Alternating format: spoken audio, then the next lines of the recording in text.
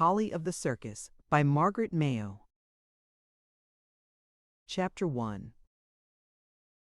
The band of the Great American Circus was playing noisily. The performance was in full swing. Beside the shabby trunk in the women's dressing tent sat a young, wistful-faced girl, chin in hand, unheeding the chatter of the women about her or the picturesque disarray of the surrounding objects. Her eyes had been so long accustomed to the glitter and tinsel of circus fineries that she saw nothing unusual in a picture that might have held a painter spellbound. Circling the inside of the tent and forming a double line down the center were partially unpacked trunks belching forth impudent masses of satins, laces, artificial hair, paper flowers, and paste jewels. The scent of moist earth mingled oddly with the perfumed odors of the garments heaped on the grass.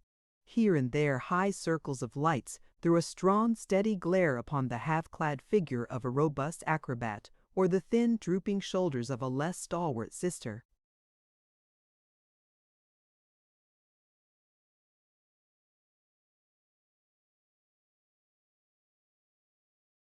Temporary ropes stretched from one pole to another were laden with bright-colored stockings, gaudy, spangled gowns, or dusty street clothes discarded by the performers before slipping into their circus attire.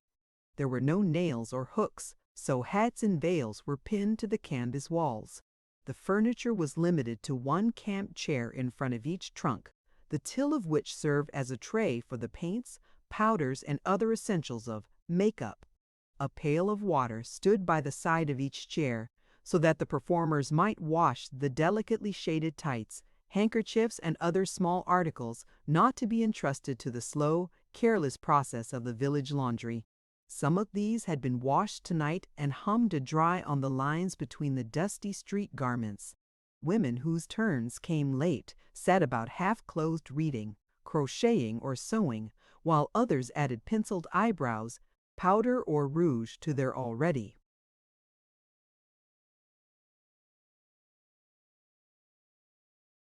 exaggerated makeups. Here and there a child was putting her sawdust baby to sleep in the till of her trunk before beginning her part in the evening's entertainment. Young and old went about their duties with a systematic, businesslike air, and even the little knot of excited women near Polly. It seemed that one of the men had upset a circus tradition, kept a sharp lookout for their turns. "What do you think about it, Polly?" asked a handsome brunette as she surveyed herself in the costume of a Roman charioteer. "About what?" asked Polly vacantly.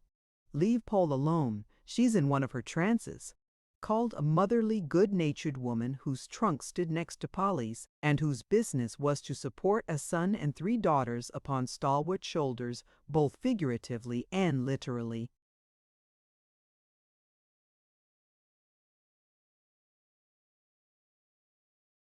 "Well, I ain't in any trance," answered the dark girl, "and I think it's pretty tough for him to take up with a rank outsider and expect us to warm up to her as though he'd married one of our own folks." She tossed her head, the pride of class distinction welling high in her ample bosom. "He ain't asking us to warm up to her," contradicted Mademoiselle Eloise, a pale, light-haired sprite who had arrived late and was making undignified efforts to get out of her clothes by way of her head. She was Polly's understudy and next in line for the star place in the bill. "Well, Barker has put her into the leap of death stunt, ain't he?" continued the brunette. "Course that ain't a regular circus act," she added, somewhat mollified. "And so far she's had to dress with the freaks, but the next thing we know, he'll be ringing her in on a regular stunt and be putting her in to dress with U.S."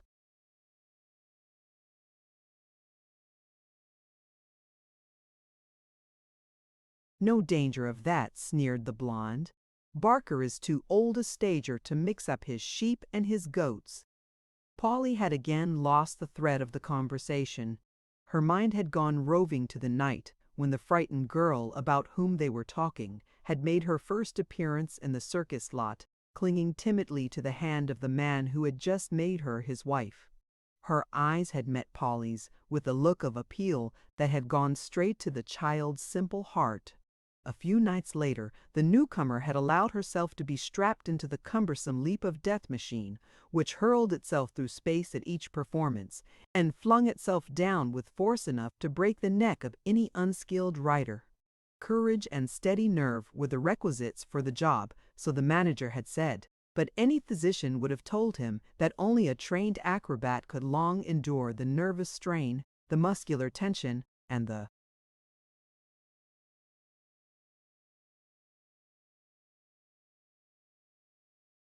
physical rack of such an ordeal. What matter? The few dollars earned in this way would mean a great deal to the mother, whom the girl's marriage had left desolate. Polly had looked on hungrily the night that the mother had taken the daughter in her arms to say farewell in the little country town where the circus had played before her marriage. She could remember no woman's arms about her, for it was 14 years since tender hands had carried her mother from the performer's tent into the moonlit lot to die. The baby was so used to seeing Mumsy throw herself wearily on the ground after coming out of the big top exhausted that she crept to the woman's side as usual that night and gazed laughingly into the sightless eyes, gurgling and prattling and stroking the unresponsive face. There were tears from those who watched, but no word was spoken.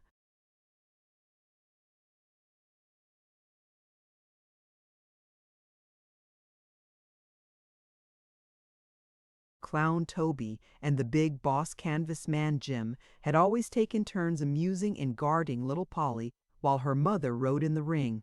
So Toby now carried the babe to another side of the lot, and Jim bore the lifeless body of the mother to the distant ticket wagon, now closed for the night, and laid it upon the seller's cot. "It's Alice like this in the end," he murmured, as he drew a piece of canvas over the white face and turned away to give orders to the men who were beginning to load the props used earlier in the performance. When the show moved on that night, it was Jim's strong arms that lifted the might of a Polly close to his stalwart heart and climbed with her to the high seat on the head wagon. Uncle Toby was entrusted with the brown satchel in which the mother had always carried Polly's scanty wardrobe. It seemed to these two men that the eyes of the woman were fixed steadily upon them. Barker, the manager, a large, noisy, good-natured fellow, at first mumbled something about the kid being excess baggage, but his objections were only half-hearted, for like the others, he was already under the hypnotic spell of the baby's round, confiding eyes, and he eventually contented himself with an occasional reprimand to Toby, who was now sometimes late on his cues. Polly wondered, at these times, why the old man's stories were so suddenly cut short, just as she was so comfy in the soft grass at his feet. The boys who used to look sharp because of their boss at loading time now learned that they might loiter so long as Mover Jim was hicking it round for the kid. It was Polly who had dubbed Big Jim Mover, and the sobriquet had stuck to him in spite of his 6'2" and shoulders that an athlete might have envied. Little by little, Toby grew more stooped and small lines of anxiety crept into the brownish circles beneath Jim's eyes. The lips that had once shut so firmly became tender and tremulous, but neither of the men would willingly have gone back to the old emptiness.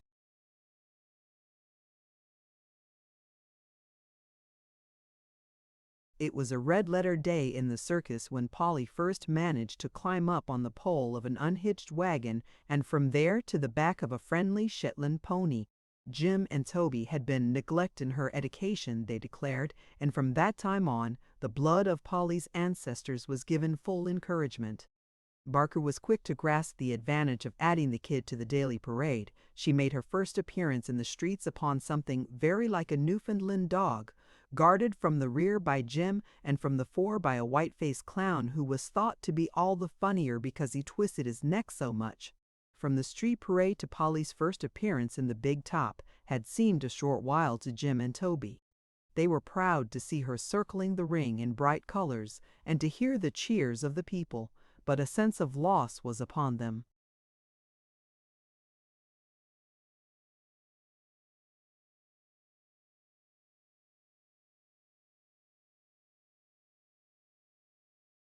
"I always said she'd do it," cried Barker. who now took upon himself the credit of Polly's triumph. And what a triumph it was! Polly danced as serenely on Bingle's back as she might have done on the concert boards. She swayed gracefully with the music. Her tiny sandals twinkled as she stood first upon one foot and then upon the other. Uncle Toby forgot to use many of his tricks that night, and Jim left the loading of the wagons to take care of itself while he hovered near the entrance, anxious and breathless. The performers crowded around the girl with outstretched hands and congratulations as she came out of the ring to cheers and applause. But Big Jim stood apart.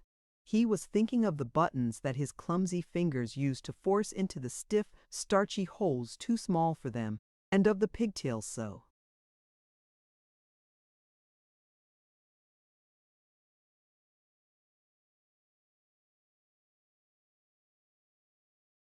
stubborn at the ends, and Toby was remembering the little shoes that had once needed to be laced in the cold, dark mornings, and the strings that were always snapping. Something had gone. They were not philosophers to reason like Emerson, that for everything we lose we gain something. They were simple souls. These two, they could only feel. Chapter 2. While Polly sat in the dressing tent, listening indifferently to the chatter about the leap of Death Girl, Jim waited in the lot outside, opening and shutting a small leather bag which he had bought for her that day. He was as blind to the picturesque outdoor life as she to her indoor surroundings, for he, too, had been with the circus since his earliest recollection. The grass enclosure, where he waited, was shut in by a circle of tents and wagons. The great red property vans were waiting to be loaded with the costumes and tackle which were constantly being brought from the big top where the evening performance was now going on. The gay striped curtains at the rear of the tent were looped back to give air to the panting musicians who sat just inside. Through the opening, a glimpse of the audience might be had, tier upon tier, fanning and shifting uneasily.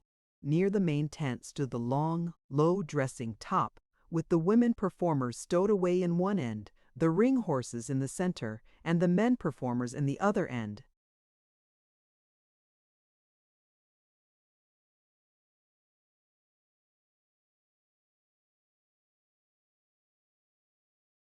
A temporary curtain was hung between the main and the dressing tent to shut out the curious mob that tried to peep in at the back lot for a glimpse of things not to be seen in the ring. Colored streamers, fastened to the roofs of the tents, waved and floated in the night air and beckoned to the townspeople on the other side to make haste to get their places, forget their cares, and be children again. Over the tops of the tents, the lurid light of the distant red fire shot into the sky, accompanied by the cries of the peanut butchers, the popcorn boys, the lemonade vendors, sick, and the exhortations of the sideshow spieler, whose flying banners bore the painted reproductions of his freaks. Here and there stood unhitched chariots, half-filled trunks, trapeze tackle, paper hoops, stake pullers, or other properties necessary to the show. Torches flamed at the tent entrances, while oil lamps and lanterns gave light for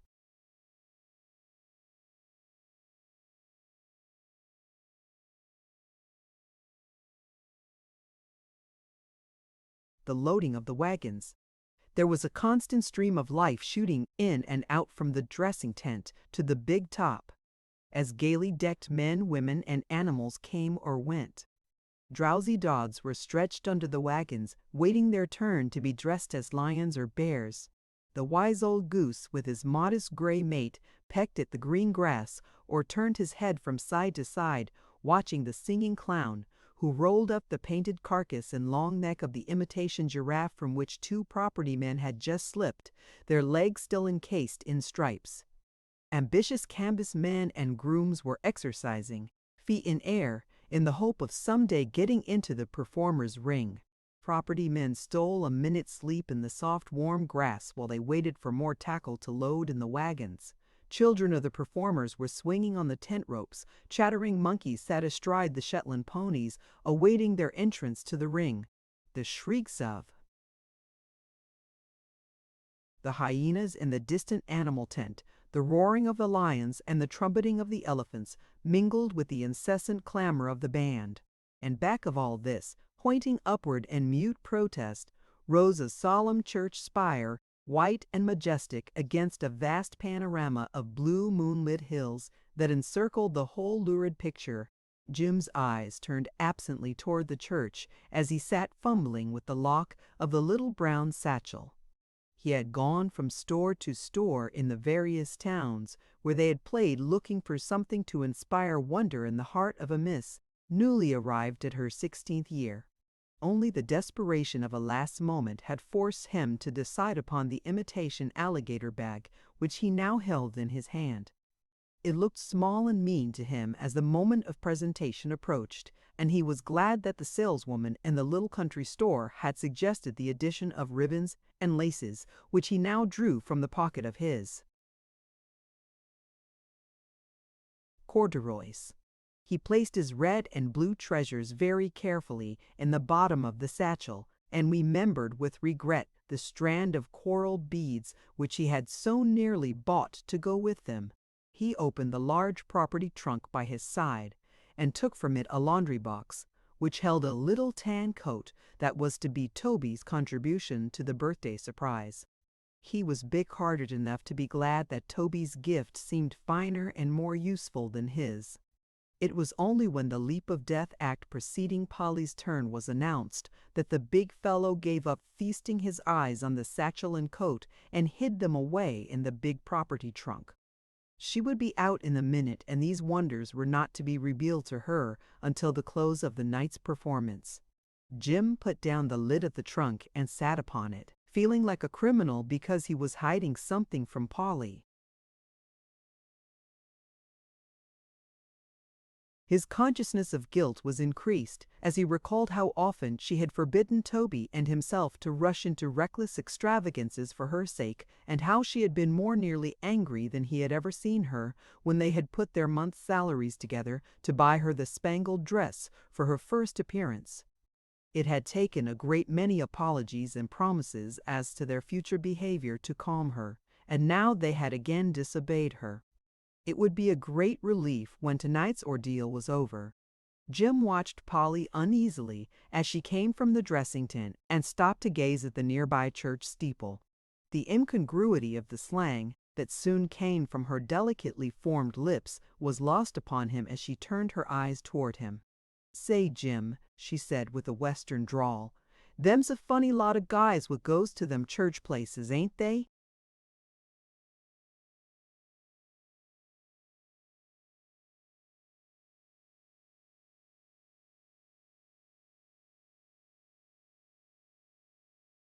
"Most everybody has got some kind of a bug," Jim assented. "I guess they don't do much harm.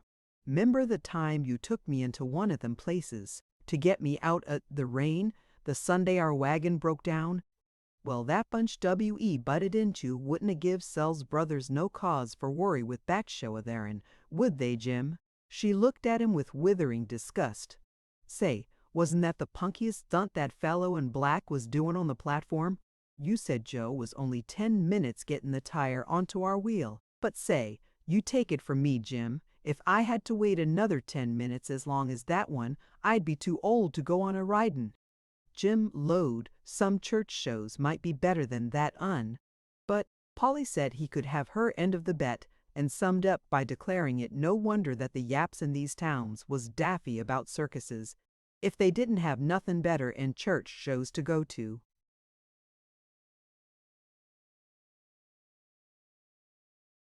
One of the grooms was entering the lot with Polly's horse. She stooped to tighten one of her sandals, and as she rose, Jim saw her sway slightly and put one hand to her head. He looked at her sharply, remembering her faintness in the parade that morning.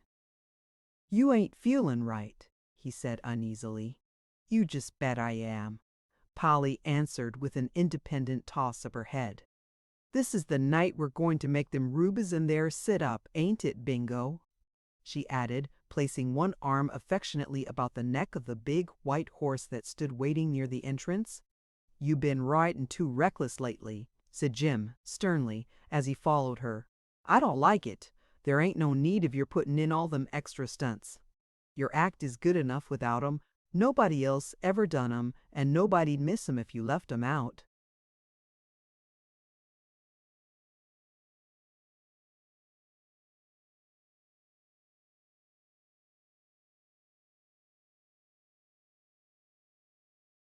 Polly turned with a triumphant ring in her voice. The music was swelling for her entrance.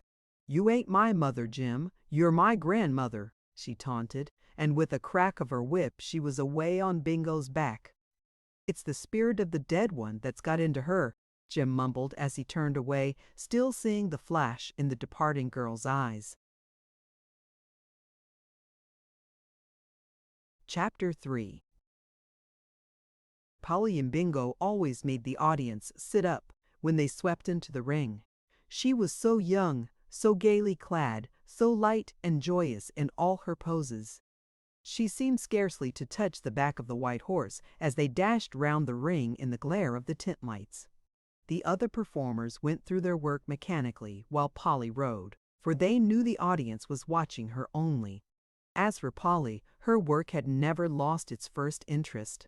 Jim may have been right when he said that the spirit of the dead mother had got into her, but it must have been an unsatisfied spirit, unable to fulfill its ambition in the body that once held it, for it sometimes played strange pranks with Polly. Tonight, her eyes shone and her lips were parted in anticipation as she leaped lightly over the many-colored streamers of the wheel of silken ribbons held by Barker in the center of the ring and by Toby and the tumblers on the edge of the bank.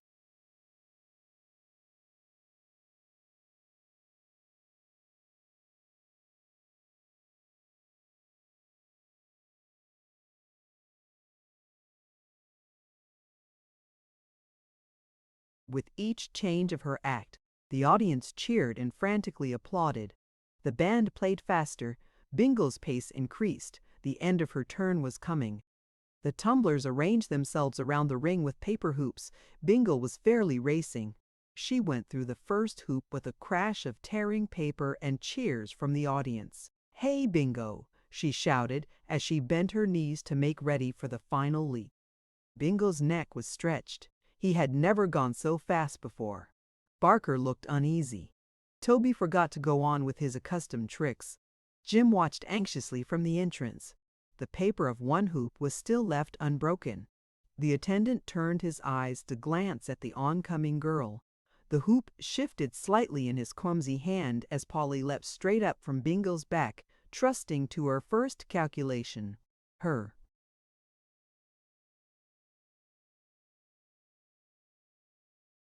forehead struck the edge of the hoop. She clutched wildly at the air. Bingo galloped on, and she fell to the ground, striking her head against the iron-bound stake at the edge of the ring. Everything stopped. There was a gasp of horror. The musicians dropped their instruments. Bingo halted and looked back uneasily. She lay unconscious and seemingly lifeless. A great cry went up in the tent. Panic-stricken men, women, and children began to clamber down from their seats, while others nearest the ground attempted to jump into the ring. Barker, still grasping his long whip, rushed to the girl's side and shouted wildly to Toby, "Say something, you! Get him back!" Old Toby turned his white face to the crowd. His features worked convulsively. But he could not speak. His grief was so grotesque that the few who saw him laughed hysterically. He could not even go to Polly. His feet seemed pinned to the earth. Jim rushed into the tent at the first cry of the audience. He lifted the limp form tenderly and, kneeling in the ring, held her bruised head in his hands. "Can't you get a doctor?" He shouted desperately to Barker. "Here's the doctor," someone called, and a stranger came toward them. He bent over the seemingly lifeless form, his fingers on the tiny wrist, his ear to the heart. "Well, sir?" Jim faltered, for he had caught the puzzled look in the doctor's eyes as his deft hand pressed the cruelly wounded head. "I can't tell just yet," said the doctor. "She must be taken away." "Where can we take her?" asked Jim, a look of terror in his great troubled eyes. "The parsonage is the nearest house," said the doctor. I am sure the pastor will be glad to have her there until we can find out how badly she is hurt." In an instant, Barker was back in the center of the ring. He announced that Polly's injuries were slight, called the attention of the audience to the wonderful concert to take place, and bade them make ready for the thrilling chariot race which would end the show. Jim, blind with despair, lifted the light burden and staggered out of the tent, while the band played furiously and the people fell back into their seats. The Roman chariots thundered and clattered around the outside of the ring. The audience cheered the winner of the race, and for the moment Polly was forgotten. Chapter 4. The blare of the circus band had been a sore temptation to Mandy Jones all afternoon and evening. Again and again it had dragged her from her work to the study window, from which she could see the wonders so tantalizingly near. Mandy was housekeeper for the Reverend John Douglas, but the unwashed supper dishes did not trouble her as she watched the lumbering elephants, the restless lions, the long-necked giraffes, and the striped zebras that came and went in the nearby circus lot. And yet, in spite of her own curiosity, she could not forgive her vagrant worse half, Hasty, who had been lured from duty early in the day. She had once dubbed him Hasty in a spirit of derision, and the name had clung to him. The sarcasm seemed doubly appropriate tonight, for he had been away since 10 that morning, and it was now past 9. The young pastor for a time had enjoyed Mandy's tirades against her husband, but when she began calling shrilly out of the window to chance acquaintances for news of him, he slipped quietly into the next room to finish tomorrow's sermon.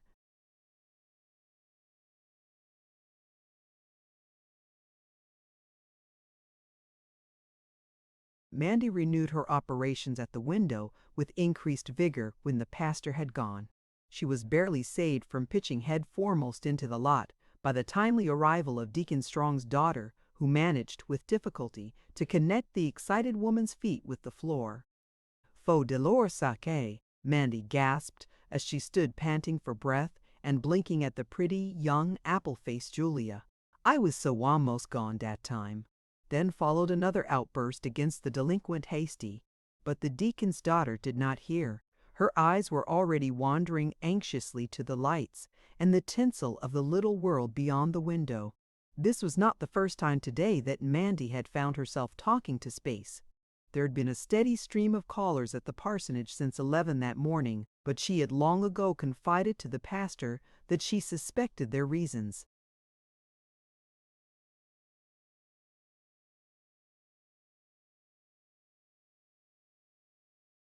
"They comes in here a-tracking up my floors," she said, "and a-asking why you don't stop the circus from a-showing next to the church and then a-craning a-far necks out to Winder till I can't get no housework done."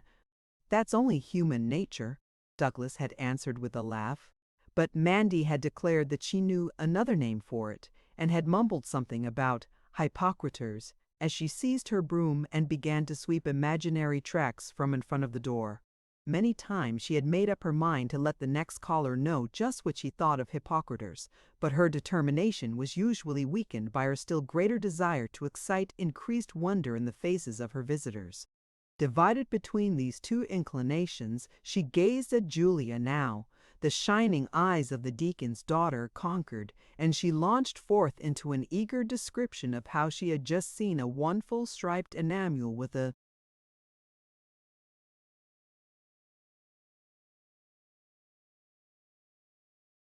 powerful long neck walk right out of the tent, and how he had come apart afore her very eyes, and 2 men had slipped right out of his insides. Mandy was so carried away by her own eloquence and so busy showing Julia the sights beyond the window that she did not hear Miss Perkins, the thin-lipped spinster, who entered, followed by the widow Willoughby dragging her 7-year-old son Willie by the hand. The women were protesting because their choir practice of "What Shall the Harvest Be?" had been interrupted by the unrequested accompaniment, sick, of the hoochie coochie from the nearby circus band. "It's scandalous," Miss Perkins snapped, "scandalous, and somebody ought to stop it." She glanced about with an unmistakable air of grievance at the closed doors. feeling that the pastor was undoubtedly behind one of them when he ought to be out taking action against the things that her soul abominated.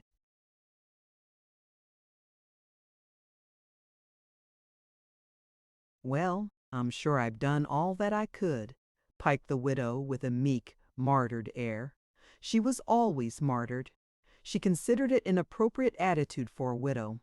"He can't blame M.E. if the choir is out of key tomorrow." "Mercy me," interrupted the spinster. "If there is a Julia Strong, a leaning right out of that window, a looking at the circus and her pa, a deacon of the church, and this the house of the pastor. It's shocking. I must go to her. Ma, let me see too," begged Willie as he tugged at his mother's skirts. Mrs. Willoughby hesitated. Miss Perkins was certainly taking a long while for her argument with Julia. The glow from the red powder outside the window was positively alarming. "Dear me," she said, "I wonder if there can be a fire." And with this pretext for investigation, she, too, joined the little group at the window.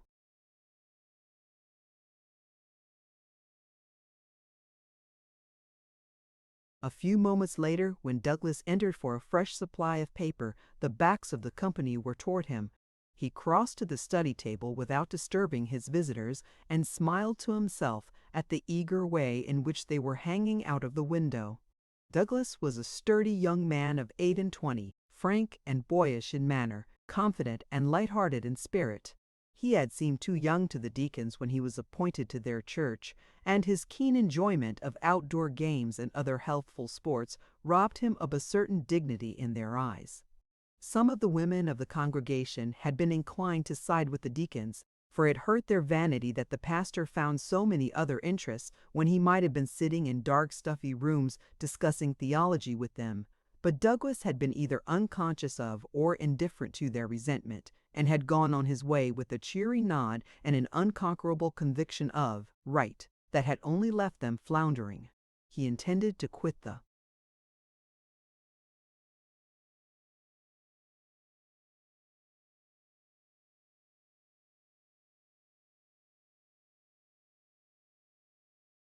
room now unnoticed, but was unfortunate enough to upset a chair as he turned from the table. This brought a chorus of exclamations from the women, who chattering rushed quickly toward him. "What do you think of my naughty boy, Willie?" simpered the widow. "He dragged me quite to the window." Douglas glanced amusedly first at the 5'6" widow and then at the helpless red-haired urchin by her side, but he made no comment beyond offering a chair to each of the women. "Our choir practice had to be entirely discontinued," declared Miss Perkins sourly, as she accepted the proffered chair, adjusted her skirts for a stay, and glanced defiantly at the parson, who had dutifully seated himself near the table. "I am sure I have as true an ear as anybody," whimpered the widow with an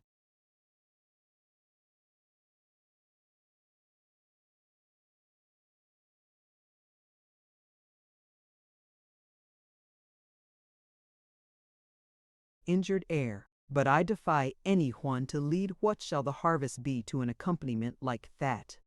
She jerked her hand in the direction of the window. The band was again playing the Hoochie Coochie. "Never mind about the choir practice," said Douglas with a smile. "It is zelzol not skill that our congregation needs in its music.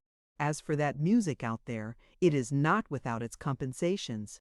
Why, the small boys would rather hear that band than the finest church organ in the world."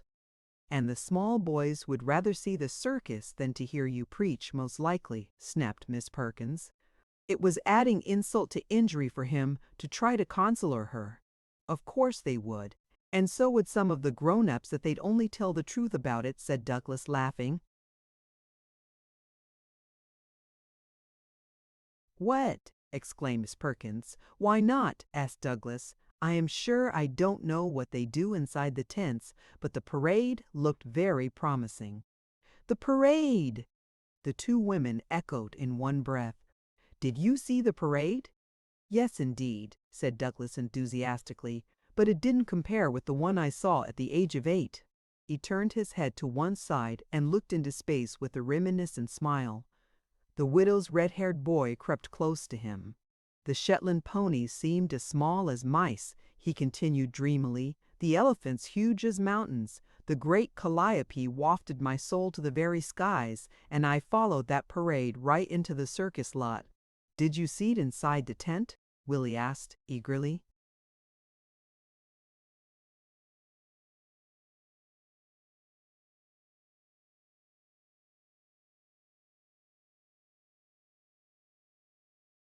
I didn't have enough money for that, Douglas answered frankly. He turned to the small boy and pinched his ear. There was sad disappointment in the youngster's face, but he brightened again when the parson confessed that he Pete. Parson Pete Bing, cried the thin-lipped Miss Perkins. I was not a parson then, corrected Douglas good-naturedly. You were going to be, persisted the spinster. I had to be a boy first, in spite of that fact. The sudden appearance of Hasty proved a diversion. He was looking very sheepish. Here he is, Mars John. Look at him, said Mandy. Hasty, where have you been all day? Demanded Douglas severely. Hasty fumbled with his hat and sparred for time. Did yo' say whar's I been, sah? That's what he done asked yo', Monty prompted threateningly. I been seeped, Mars John, declared Hasty solemnly. Mandy snorted incredulously. Douglas waited. A gemman in de circus done told me dis mornin' dat if I carry water for de elephants, he'll let me in de circus for nuffin, and I make agreement wid him. Mars John, did y'all eber seed an elephant drink? He asked, rolling his eyes. John shook his head. Well, saw, he jays put dat trunkus isn't into de pail. Jays is once in swishwater gone.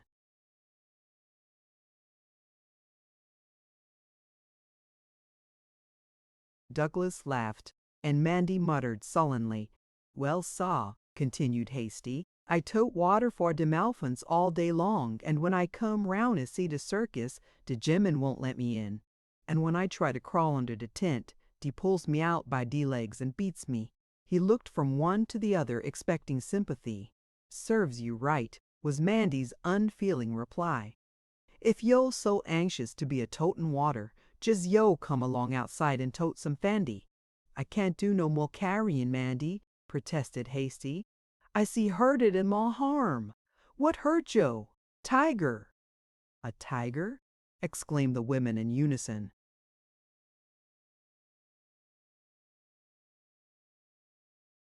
Done shotted Muzasoff, he declared solemnly. Deacon Elverson he seed it, and he says I's hurt bad. Deacon Elverson, cried the spinster. Was Deacon Elverson at the circus? He was in the lot, a-trying to look in, same as me, Hasty answered innocently. You'd better take Hasty into the kitchen, said Douglas to Mandy with a dry smile. He's talking too much for a wounded man. Mandy disappeared with the disgraced Hasty, advising him with fine scorn to get de tiger to chew off his legs, so's he wouldn't have to walk no mo'. The women gazed at each other with lips closed tightly. Elverson's behavior was beyond their power of expression. Miss Perkins turned to the pastor as though he were somehow to blame for the deacon's backsliding, but before she could find words to argue the point, the timid little deacon appeared in the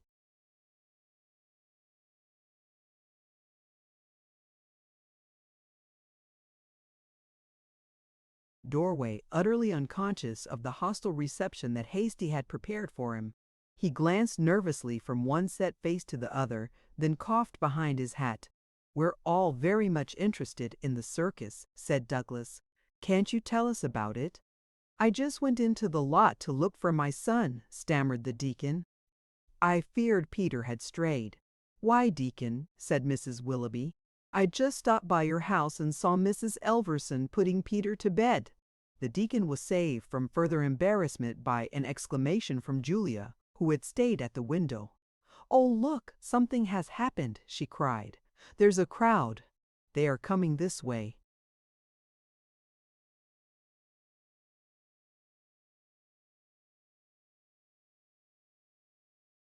Douglas crossed quickly to Julia's side and saw an excited mob collecting before the entrance to the main tent. He had time to discover no more before Mandy burst in at the door, panting with excitement and rolling her large, white-rimmed eyeballs.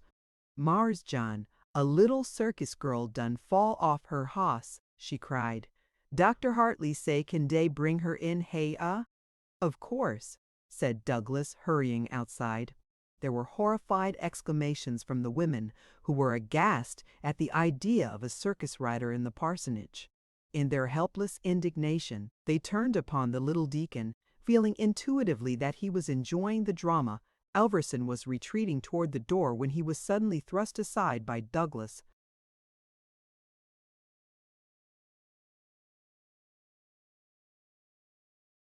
In the young pastor's arms was a white-spangled burden of humanity.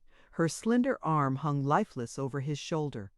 The silk stocking was torn from one bruised ankle. Her hair fell across her face, veiling it from the unfriendly glances of the women. Douglas passed out of sight up the stairway without looking to the right or left, followed by the doctor. Mandy reached the front door in time to push back a crowd of intruders. She had barely closed the door when it was thrust open by Jim. "Where is she?" he demanded. "Go way from here," cried Mandy, as her eyes unconsciously sought the stairs. Jim followed the direction of her glance and cleared the steps at a bound. Mandy pursued him, muttering angrily. Deacon Elverson, too, was about to follow when a grim reminder from Miss Perkins brought him around, and he,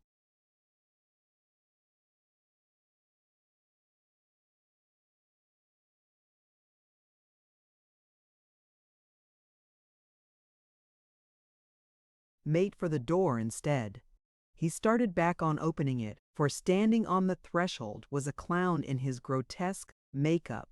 His white clothes were partially concealed by a large traveling ulster held together by one button. In one hand he carried a small leather satchel, in the other a girl's sailor hat. A little tan coat was thrown across his arm. The giggles of the boy hiding behind his mother's skirt were the only greetings received by the trembling old man in the doorway. He glanced uncertainly from one unfriendly face to the other, waiting for a word of invitation to enter. But none came. "Excuse me," he said. "I just brought some of her little things. She'd better put on her coat when she goes out. It's gettin' kinder chilly." He looked again into the blank faces. Still no one spoke. He stepped forward, trembling with anxiety. A sudden fear clutched at his heart, the muscles of his face worked pitifully. The red-painted lips began to quiver. It ain't that, is it?" he faltered, unable to utter the word that filled him with horror. Even Miss Perkins was momentarily touched by the anguish in the old man's voice. "I guess you will find the person you are looking for upstairs," she answered tartly, and flounced out of the house, calling to Julia and the others to follow her, and declaring that she would soon let folks know how the parson had brought a circus riding girl into the parsonage. The painted clown stood alone, looking from one wall to the other. Then he crossed the room and placed the alligator satchel and the little coat and hat on the study table. He was careful not to wrinkle the coat, for this was Polly's birthday gift. Jim and he had planned to have sandwiches and soda pop on the top of the big wagon when they offered their treasures tonight, but now the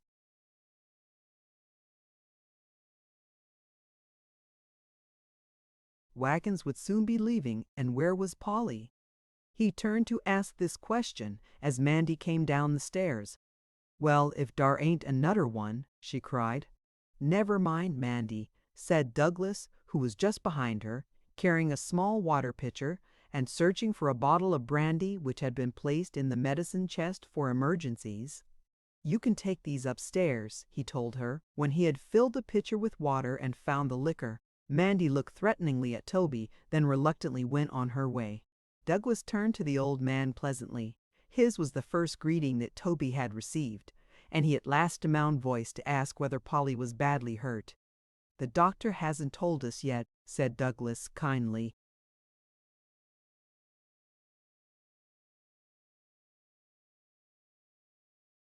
"I'm her Uncle Toby, not her. I real uncle," the old man explained. "But that's what she calls me. I couldn't come out right away because I'm on in the concert. Could I see her now, please?" "Here's the doctor," said Douglas, as Hartley came down the stairs, followed by Jim. "Well, doctor, not bad, I hope." "Yes, rather bad," said the doctor, adding quickly as he saw the suffering in Toby's face, "but don't be alarmed, she's going to get well." "How long will it be before we can have her back before she can ride again?" asked Jim gruffly as he stood apart, twisting his brown, worn hat in his hands. "Probably several months," said the doctor. "No bones are broken, but the ligaments of one ankle are torn, and she received a bad blow on the head. It will be some time before she recovers consciousness." "What are we going to do, Jim?" asked Toby helplessly. "You needn't worry, we'll take good care of her here," said Douglas, seeing desperation written on their faces. Here? They looked at him incredulously. And this was a parson. "Where are her parents?" the doctor asked, looking at Jim and Toby. "She ain't got no parents 'cept Toby and me," replied Jim. "We took care of her ever since she was a baby." "Oh, I see," said the doctor. "Well, one of you'd better stay here until she can be moved." "That's the trouble, we can't," said Toby, hanging his head. "You see, sir, circus folks is like soldiers. No matter what happens, the show has to go on, and we got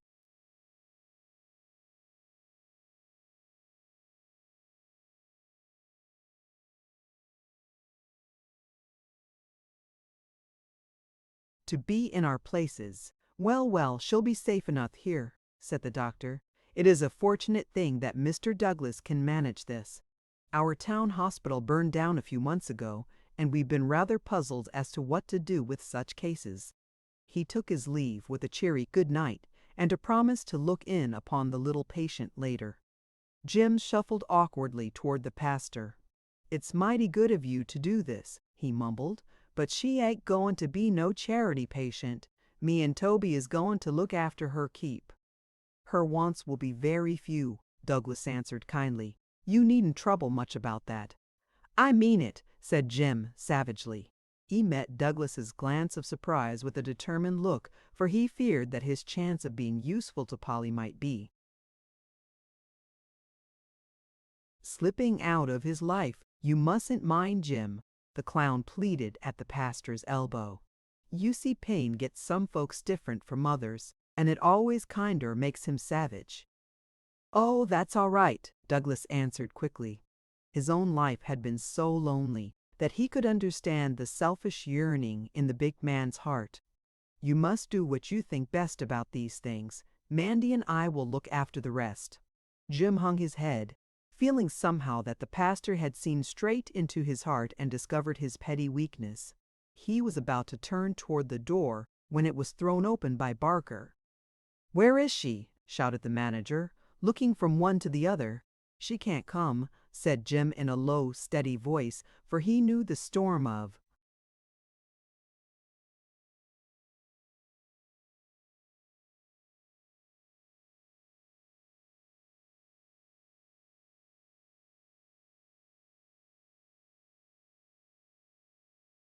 opposition with which Barker would meet the announcement.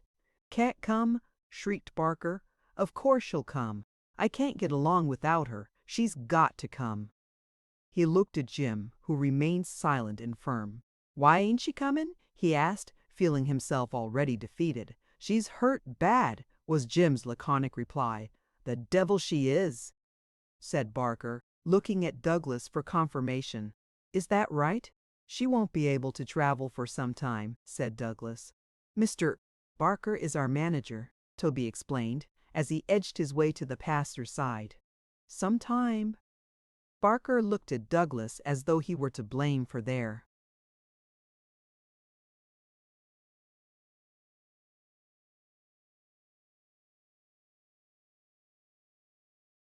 misfortune. "Well, you just bet she will," he declared menacingly. "See here, Barker, don't you talk to him like that," said Jim, facing the manager. "He's darn square even if he is a parson." Barker turned away.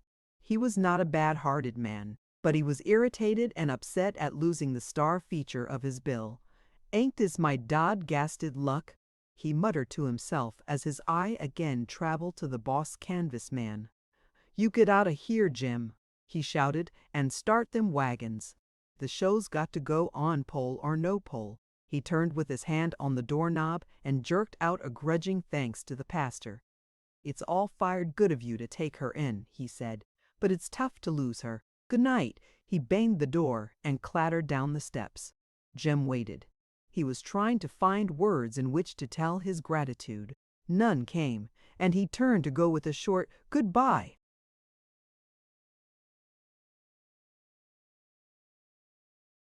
"Good night, Jim," said the pastor. He crossed the room and took the big fellow's hand. "Much obliged," Jim answered gruffly. It was his only polite phrase, and he had taught Polly to say it. Douglas waited until Jim had passed down the steps, then turned to Toby, who still lingered near the table. "You'll tell her how it was. Me and Jim had to leave her without saying goodbye. Won't you, sir?" Toby pleaded. "Yes, indeed," Douglas promised. "I'll just put this little bit of money into her satchel." He picked up the little brown bag that was to have been Polly's birthday gift. "Me, Ann. Jim will be sending her more soon." "You're going to miss her, I'm afraid," Douglas said, feeling an irresistible desire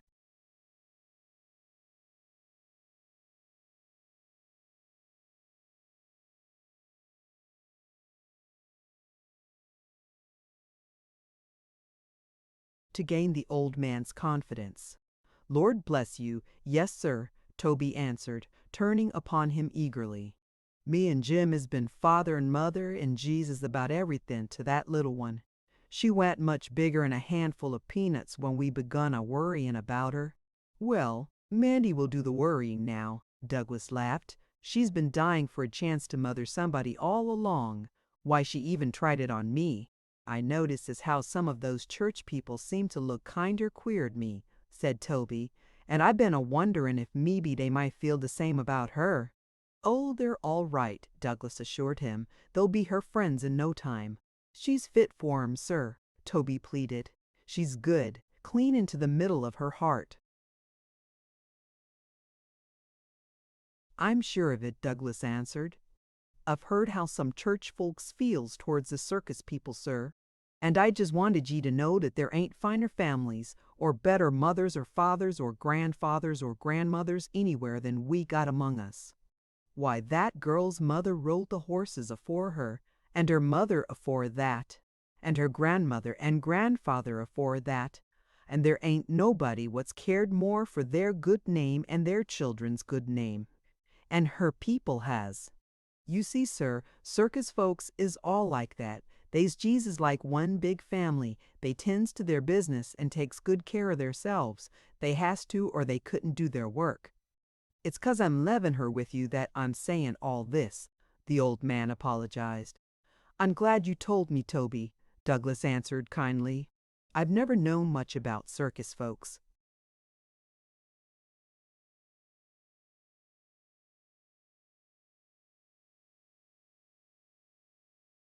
"I guess I'd better be goin'," Toby faltered, as his eyes roved hungrily toward the stairway. "I'll send you our route, and mebbe you'll be lettin' us know how she is." "Indeed I will," Douglas assured him heartily. "You might tell her we'll write every day or so," he added. "I'll tell her," Douglas promised earnestly. "Good night." The old man hesitated, unwilling to go, but unable to find further pretext for staying. "Good night, Toby." Douglas extended his hand toward the bent figure that was about to shuffle past him.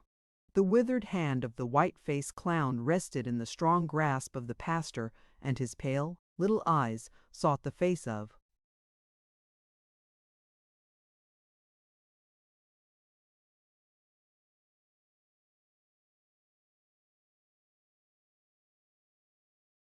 the stalwart man before him. A numb desolation was growing in his heart. The object for which he had gone on day by day was being left behind, and he must stumble forth into the night alone. "It's hard to leave her," he mumbled, "but the show has got to go on." The door shut out the bent old figure. Douglas stood for some time where Toby had left him, still thinking of his prophetic words. His reverie was broken by the sounds of the departing wagons, the low muttered curses of the drivers, the shrieking and roaring of the animals, as the circus train moved up the distant hill. "The show has got to go on," he repeated as he crossed to his study table and seated himself for work in the dim light of the old-fashioned lamp. He put out one hand to draw the sheets of his interrupted sermon toward him, but instead it fell upon a small sailor hat. He twisted the hat absently in his fingers, not yet realizing the new order of things that was coming into his life. Mandy tiptoed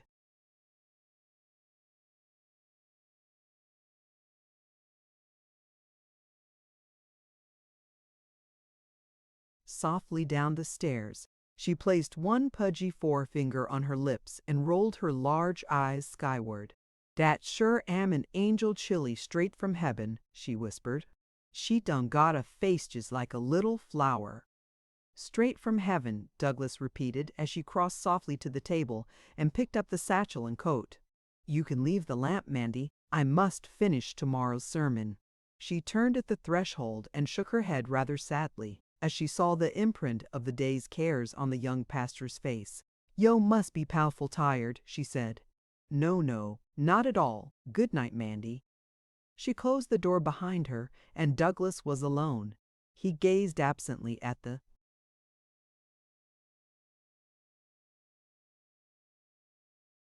pages of his unfinished sermon as he tapped his idle pen on the desk.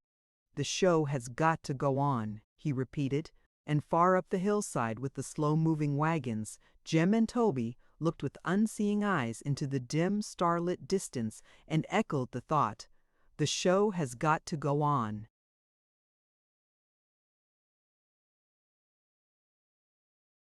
Chapter 5.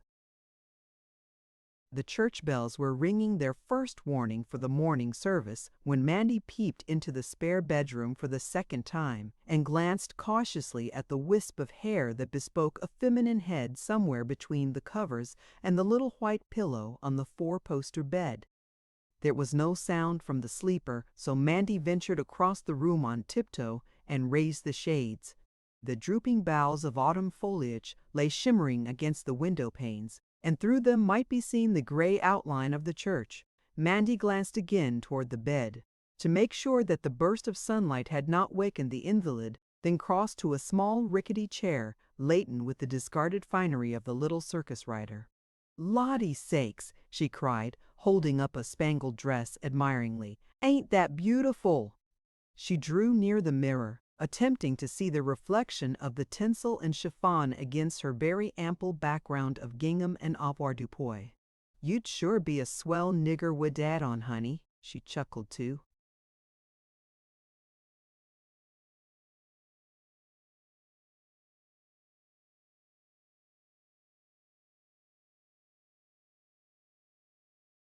Herself. "Wouldn't dem deacons holler if dey done see dat?" The picture of the deacon's astonishment at such a spectacle so grew upon Mandy that she was obliged to cover her generous mouth to shut in her convulsive laughter, lest it awaken the little girl in the bed.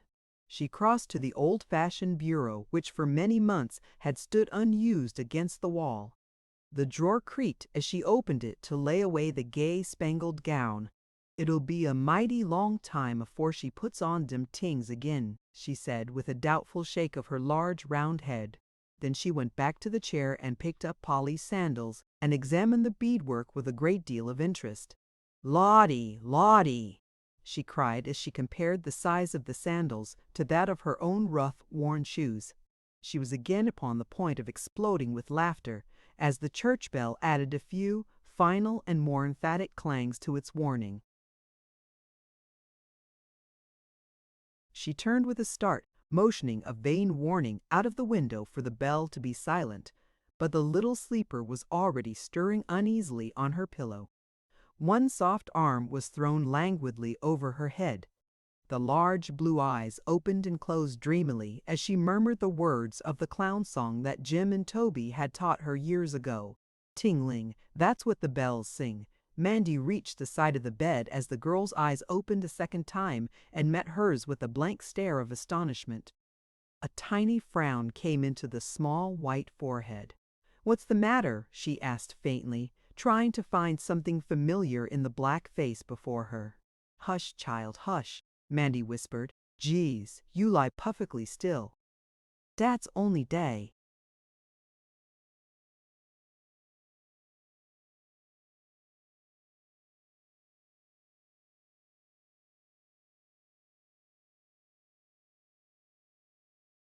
First bell a-ringin'. First bell? The girl repeated as her eyes traveled quickly about the strange walls and the unfamiliar fittings of the room. This ain't the show, she cried suddenly. Lord bless you, no, this ain't no show, Mandy answered, and she laughed reassuringly. Then where am I? Polly asked, half breathless with bewilderment. Never. You mind 'bout dat, was Mandy's unsatisfactory reply. But I do mind, protested Polly, trying to raise herself to a sitting position. Where's the bunch? D what? Asked Mandy in surprise.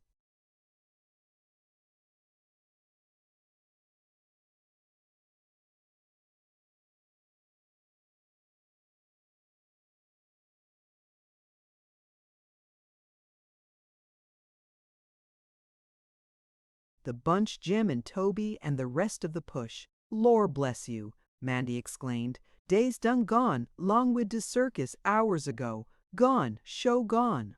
Polly cried in amazement. Then what am I doing here? Hole on dar, honey, hole on, Mandy cautioned. Don't you sight yo'self. Let me alone. Polly put aside the arm that was trying to place a shawl around her. I got to get out of here.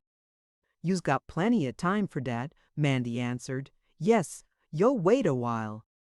I can't wait, and I won't, Polly shrieked, almost beside herself with anxiety. I got to get to the next burg. Wakefield, ain't it? What time is it? Let me alone. Let me go, she cried, struggling desperately.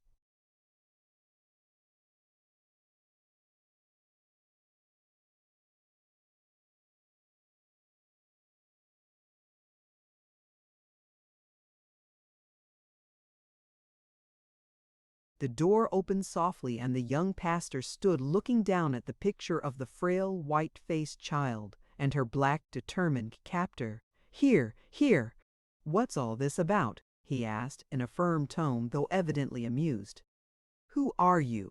Returned the girl as she shoved herself quickly back against the pillows and drew the covers close under her chin, looking at him oddly over their top. She'd been cutting up somefin awful, Maddie explained as she tried to regain enough breath for a new encounter. Cutting up? You surprise me, Miss Polly, he said with mock seriousness. How do you know I'm Polly? The little rebel asked, her eyes gleaming large and desperate above the friendly covers.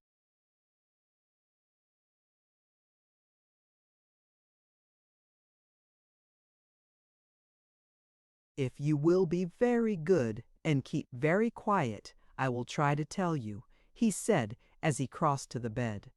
I won't be quiet, not for nobody, Polly objected, with a bold disregard of double negatives. I got to get a move.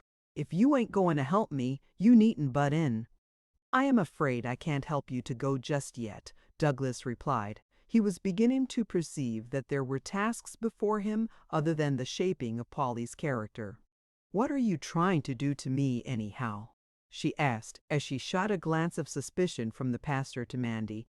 What am I up against? Don't ye be scared, honey, Mandy reassured her. You's jes' as safe here as you done been in the circus.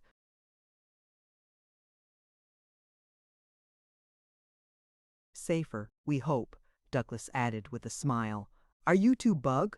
Polly questioned as she turned her head from one side to the other and studied them with a new idea. Well, you can't get none the best of me. I can get away all right, and I will too. She made a desperate effort to put one foot to the floor, but fell back with a cry of pain. Dar, dar, Mandy murmured, putting the pillow under the poor cramped neck and smoothing the tangled hair from Polly's forehead. You done hurt yo'self for soa dis time. The pastor had taken a step toward the bed. His look of amusement had changed to one of pity. You see, Miss Polly, you have had a very bad fall, and you can't get away just.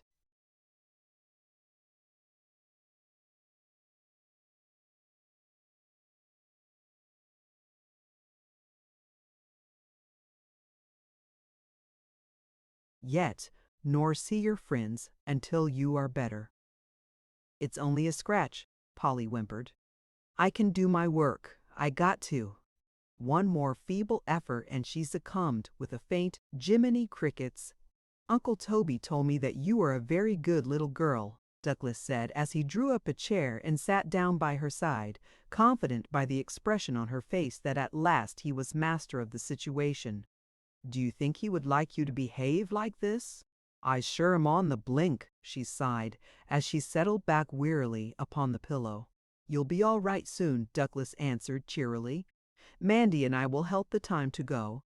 "I recollect now," Polly faltered without hearing him. "It was the last hoop. Jim seemed to have a hunch I was going to be in for trouble when I went into the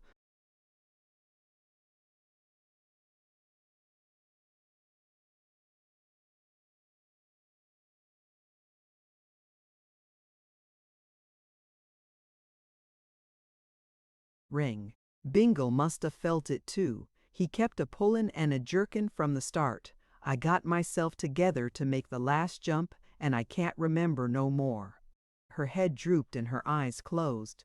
"I wouldn't try just now if I were you," Douglas answered tenderly. "It's my W.H. eel, ain't it?" Polly questioned after a pause. "Yoa, what, Chile?" Mandy exclaimed, as she turned from the table where she had been rolling up the unused bandages left from the doctor's call the night before. "I say it's my creeper, my paddle," Polly explained, trying to locate a few of her mini pains. "Gee, but that hurts." She tried to bend her ankle. "Is it punctured?" "Only sprained," Douglas answered, striving to control his amusement at the expression on Mandy's puzzled face. "Better not talk any more about it."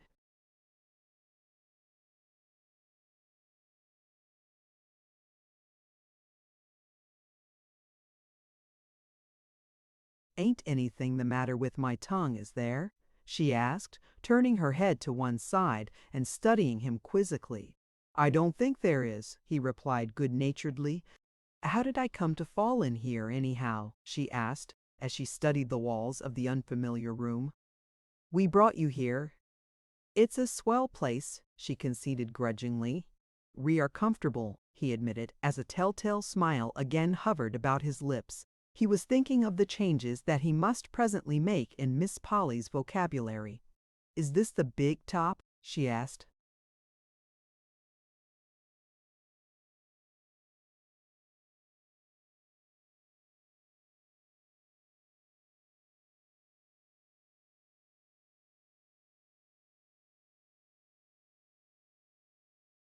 "The what?" he stammered.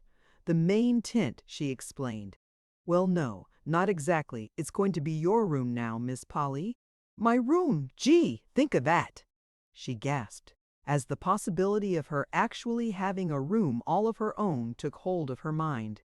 "Much obliged," she said with a nod, feeling that something was expected of her.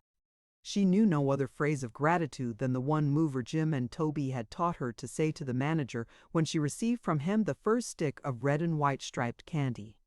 "You're very welcome," Douglas answered with a ring of genuine feeling in his voice. "Awful quiet, ain't it?" she ventured after a pause. "Guess that's what woke me."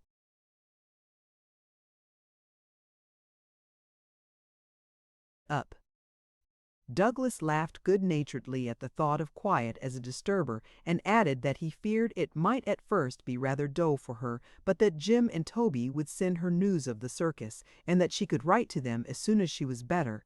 "I'll have to be a heap better, and I ever was, for I can write much," Polly drawled with a whimsical little smile. "I will write for you," the pastor volunteered, understanding her plight. "You will?" For the first time he saw a show of real pleasure in her eyes. "Every day," Douglas promised solemnly, "and you will show me how."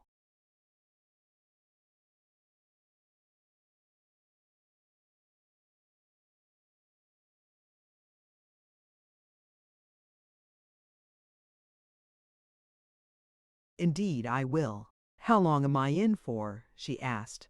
"The doctor can tell better about that when he comes." "The doctor? So it's as bad as that, eh?" "Oh, that need not frighten you," Douglas answered consolingly. I ain't frightened, she bridled quickly. I ain't never scared of nothin'. It's only 'cause they need me in the show that I'm a kickin'. Oh, they will get along all right, he said reassuringly. Get along? Polly flashed with sudden resentment. Get along without my ass kit. It was apparent from her look of astonishment that Douglas had completely lost whatever ground he had heretofore gained in her respect. Say,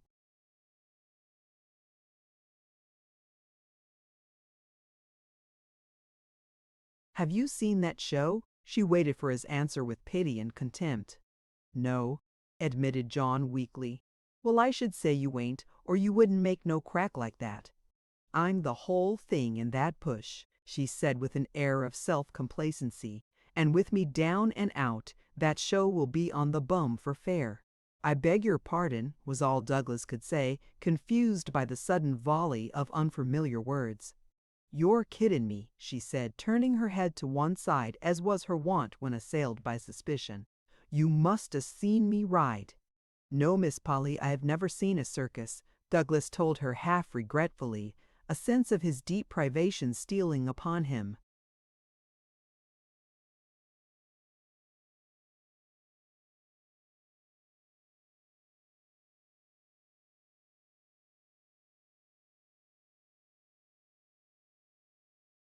What? Cried Polly incredulously. Lordy no, Chile. He ain't never seed none ob dem tings, Mandy interrupted as she tried to arrange a few short-stem posies in a variegated bouquet. Well, what do you think of that? Polly gasped. You're the first rube I ever saw that hadn't. She was looking at him as though he were a curiosity. So I'm a rube. Douglas shook his head with a sad little smile and good-naturedly agreed that he had sometimes feared as much. That's what we always calls a guy like you, she explained ingenuously, and added hopefully, well, you must 'a' seen our parade. All the pikers see that IT don't cost nothing. I'm afraid I must also plead guilty to the charge of being a piker, Douglas admitted, half sheepishly, for I did see the parade.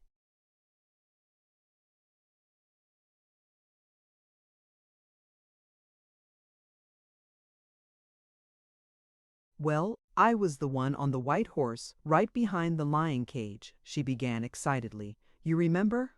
It's a little confused in my mind. He caught her look of amazement.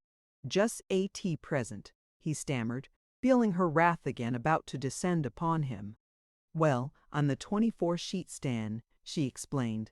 Sheet! Mandy shrieked from her corner.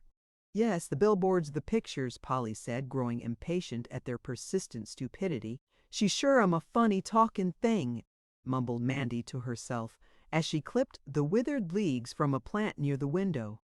You are dead sure they know I ain't coming on? Polly asked with a lingering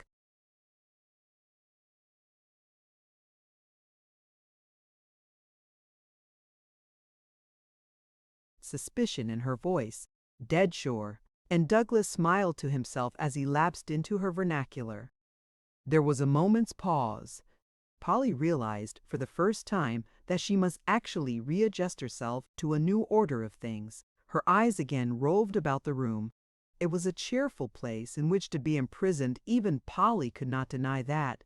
The broad window at the back, with its white and pink chintz curtains on the inside and its frame of ivy on the outside, spoke of singing birds in sunshine all day long. Everything from the white ceiling to the sweet-smelling matting that covered the floor was spotlessly clean.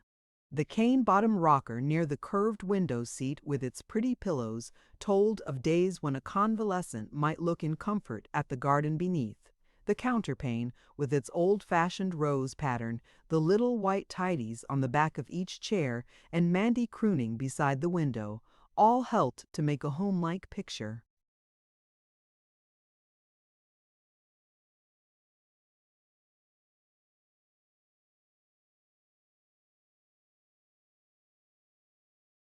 She wondered what Jim and Toby would say if they could see her now, sitting like a queen in the midst of her soft coverlets, with no need to raise even a finger to wait upon herself.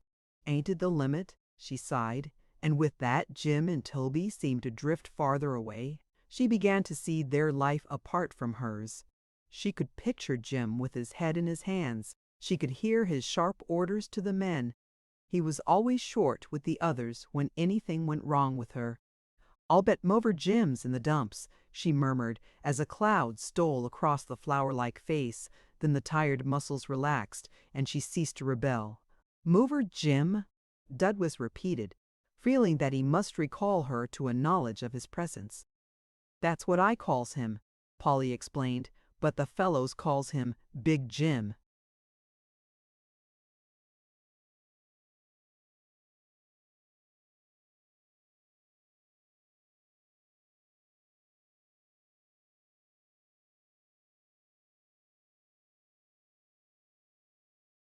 You might not think Jim could be a good mother just to look at him, but he is. Only sometimes you can't tell him things you could a real mother, she added, half sadly. "And your real mother went away when you were very young." "No, she didn't go away, no." There was a puzzled note in the pastor's voice. "She went out," Polly corrected. "Out." He echoed blankly. "Yes, finished, lights out. Oh, an accident." Douglas understood at last.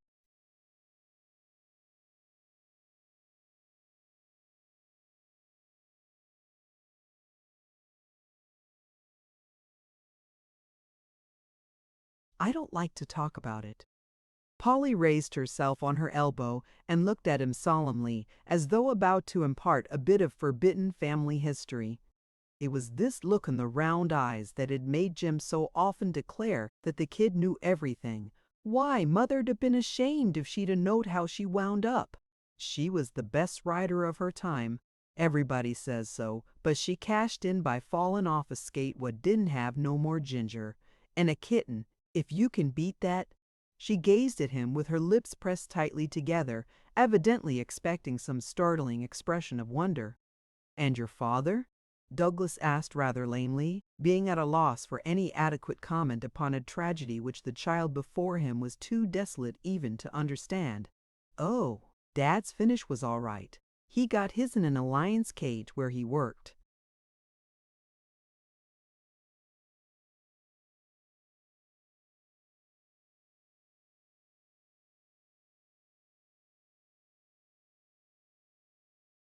There was nothing slow about his end. She looked up for his approval. "For de Lord's sake," Mandy groaned as the wonder of the child's conversation grew upon her. "And now I'm down and out," Polly concluded with a sigh. "But this is nothing serious," said the pastor, trying to cheer her. "It's serious enough, with the whole show a dependin' on you. Maybe you don't know how it feels to have to knock off work." "Oh yes, I do," Douglas answered quickly. "I was ill a while ago myself. I had to be in bed day after day, thinking of dozens of things that I ought to be doing. Was you ever floored?" Polly asked with a touch of unbelief as she studied the fine, healthy physique at the side of her bed. "Deedy was chilla," Mandy cried, feeling that her opportunity had now arrived. "And I had the worst time a keepin' him in bed. He acted jes like you did." "Did he?" Polly was delighted to find that the pastor had nothing on her, as she would have put it. "You ought to have heard him," continued Mandy, made eloquent by Polly's show of interest. "What will dose poor folks do?" he kept a sayin'. "Yes, you lie where yo is. I tole him. Dem poor folks will be better off dan dey would be a comin' to yo funeral." "Poor folks?" Polly questioned. "Do you give money to folks? We are always itchin' to get it away from 'em." Before Douglas could think of words with which to defend his disapproved methods, Mandy had continued eagerly.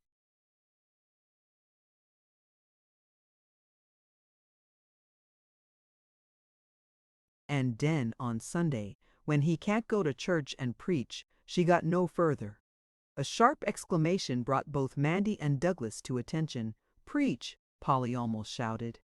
She looked at him with genuine alarm this time. "That will do, Mandy," Douglas commanded, feeling an unwelcome drama gathering about his head.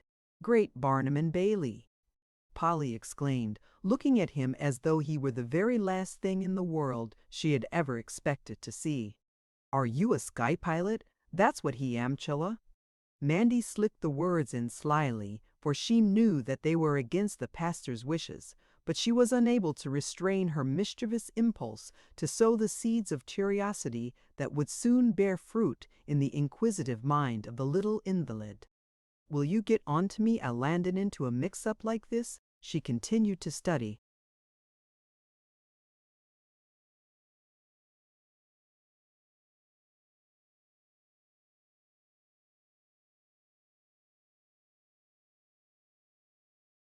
The uncomfortable man at her side.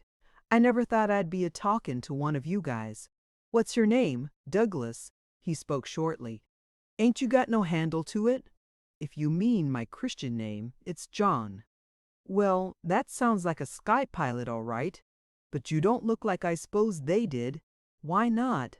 "I always posit sky pilots was old and grouchy like. You're a'most as good looking as our strong man." "I done told 'em you was too good looking to be an unmarried parson, Mandy."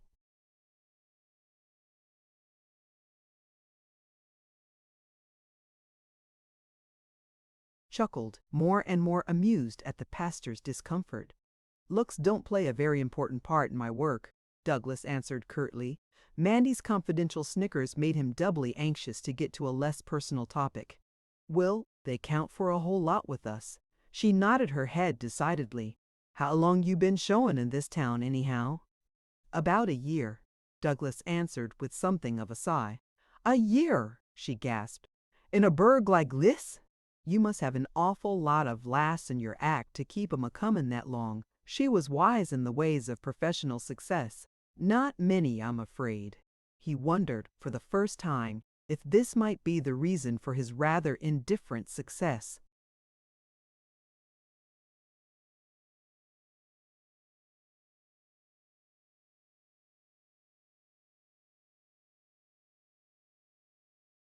"Do you give them the same stuff, or have you got a rep?" "A rep?" he repeated in surprise. "Sure, repertory different acts entries, some calls 'em. Uncle Toby's got 27 entries. It makes a heap of difference in the big towns where you have a run." "Oh, I understand," Douglas answered in a tone of relief. "Well, I try to say something new each Sunday." "What kind of spiels do you give 'em?" she inquired with growing interest. "I try to help my people to get on better terms with themselves and to forget their weekday troubles." He had never had occasion to define his efforts so minutely.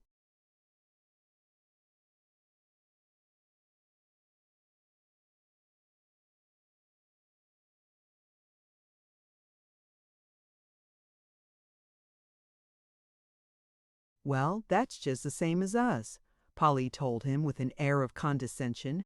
"Only circuses draws more people and churches." "Yours does seem to be a more popular form of entertainment," Douglas answered dryly. He was beginning to feel that there were many tricks in the entertainment trade which he had not mastered. And after all, what was his preaching but an effort at entertainment? If he failed to hold his congregation by what he was saying, his listeners grew drowsy, and his sermon fell short of its desired effect. It was true that his position and hers had points of similarity. She was apparently successful. As for himself, he could not be sure. He knew he tried very hard, and that sometimes a tired mother or a sad-faced child looked up at him with a smile that made the service seem worthwhile. Polly mistook the pastor's reverie for envy, and her tender heart was quick to find consolation for him. "You ain't got all the worst of it," she said. "If we tried to play a dump like this for 6 months, we'd starve to death. You certainly must give 'em a great show," she added, surveying him with growing interest. "It doesn't make much difference about the show," Douglas began, but he was quickly interrupted. "That's right, it's jes' the same with a circus. One year ye give 'em the rottenest kind of a thing, and they eat it up. The next year you hand 'em a knockout, and it's a frost. Is that the way it is with a church show?" "Much the same," Douglas admitted, half amusedly, half regretfully. "Very often when I work the hardest, I seem to do the least good. I guess our troubles is pretty much alike." Polly nodded, with a motherly air of condescension. "Only there ain't so much danger in your act."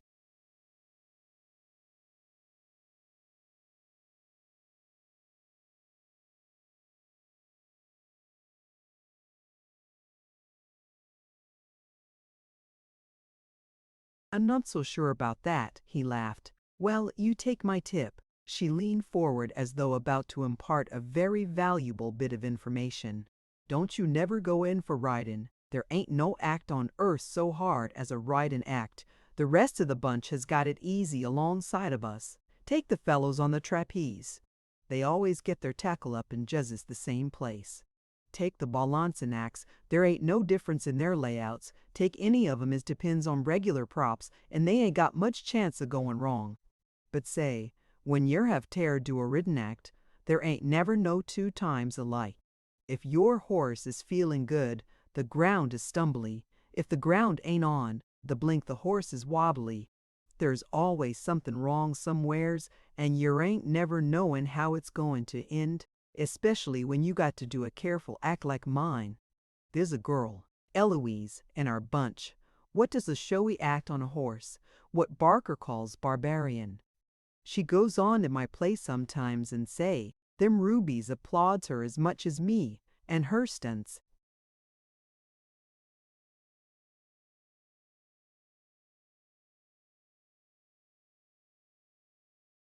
Is baby tricks alongside of mine. It's enough to make you sick o' art. She shook her head dolefully, then sat up with renewed interest.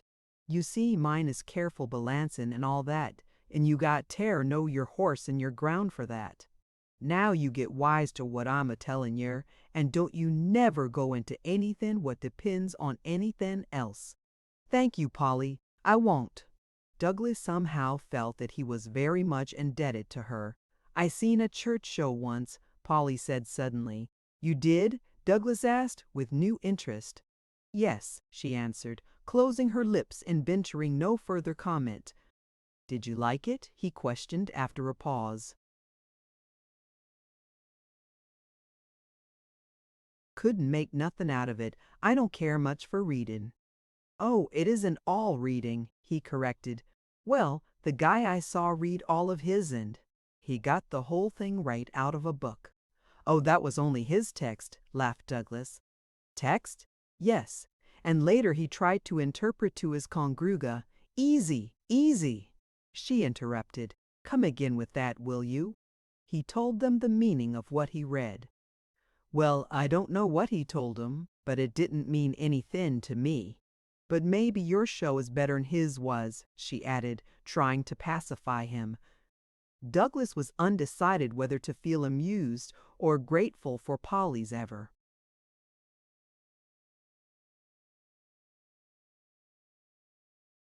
Increasing sympathy. Before he could trust his twitching lips to answer, she had put another question to him. Are you going to do a stunt while I am here? I preach every Sunday, if that's what you mean. I preached this morning. Is this Sunday? She asked, sitting up with renewed energy and looking about the room as though everything had changed color. Yes. And you got a matiny, she exclaimed incredulously. We have services, he corrected gently. W.E. rest up on Sundays, she said in a tone of deep commiseration.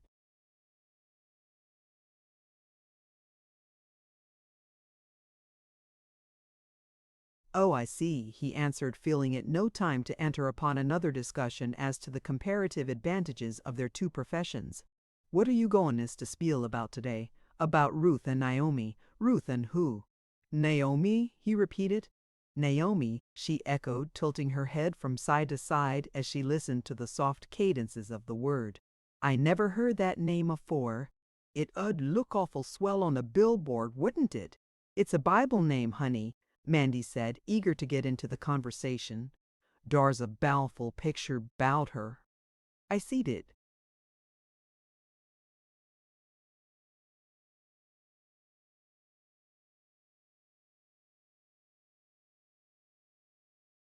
I like to look at pictures, Polly answered tentatively.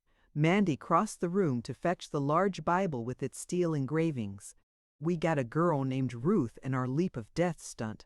Some of the folks is kinder down on her, but I ain't. She might have told Douglas more of her forlorn little friend, but just then Mandy came to the bed, hugging a large old-fashioned Bible, and Douglas helped to place the ponderous book before the invalid. See, honey, Dardays, the old woman said, pointing to the picture of Ruth and Naomi. Them's crackerjacks, ain't they? Polly gasped, and her eyes shone with wonder. Which one's Ruth? Dis one, said Mandy, pointing with her thumb.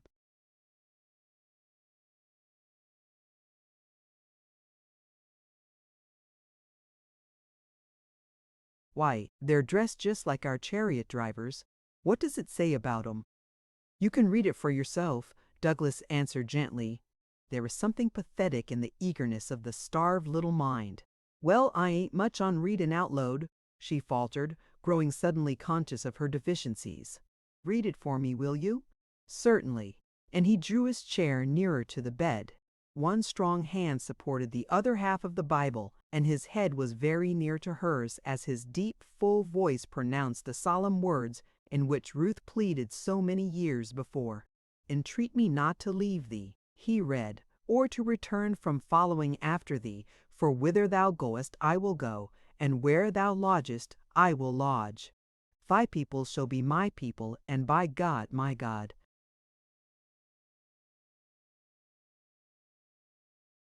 He stopped to ponder over the poetry of the lines. Kinda pretty, ain't it? Polly said softly. She felt awkward and constrained, and a little overawed. There are far more beautiful things than that, Douglas assured her enthusiastically, as the echo of many such rang in his ears. There are? And her eyes opened wide with wonder. Yes, indeed, he replied, pitying more and more the starvation of mind and longing to bring to it floods of light and enrichment. I guess I'd like to hear you spiel, and she fell to studying him solemnly. You would? He asked eagerly. Is there any more to that story? She asked, ignoring his question.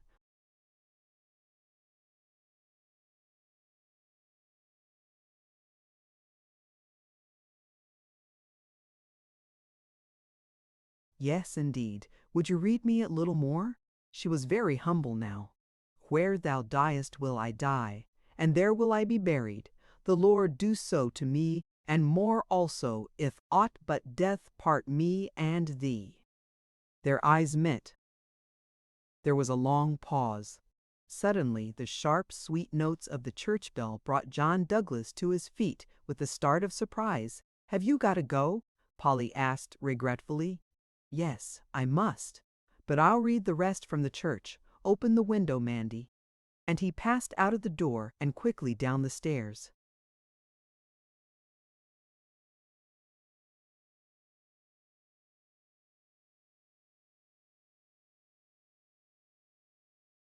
Chapter 6. When John Douglas's uncle offered to educate his nephew for the ministry, the boy was less enthusiastic than his mother. He did not remonstrate, however, for it had been the custom of generations for at least one son of each Douglas family to preach the gospel of Calvinism, and his father's career as an architect and landscape gardener had not left him much capital. Douglas, Sr., had been recognized as an artist by the few who understood his talents, but there is small demand for the builder of picturesque houses in the little business towns of the Middle West, and at last he passed away, leaving his son only the burden of his financial failure and an ardent desire to succeed at the profession in which his father had fared so badly. The hopeless, defeated look on the departed man's face had always haunted the boy, who was artist enough to feel his father's genius intuitively, and human enough to resent the injustice of his fate. Douglas's mother had suffered so much because of the impractical efforts of her husband that she discouraged the early tendencies of the son toward drawing and mathematics, and tried to direct his thoughts toward creeds and Bible history. When he went away for his collegiate course, she was less in touch with him, and he was able to steal time from his athletics to devote to his art. He spent his vacations in the neighboring city before a drawing board in the office of a distinguished architect, his father's friend. Douglas was not a brilliant divinity student, and he was relieved when at last he received his degree in theology and found himself appointed to a small church in the Middle West. His step was very bright, The morning he first went up the path that led to his new home, his artistic sense was charmed by the picturesque approach to the church and parsonage. The view toward the tree-encircled spire was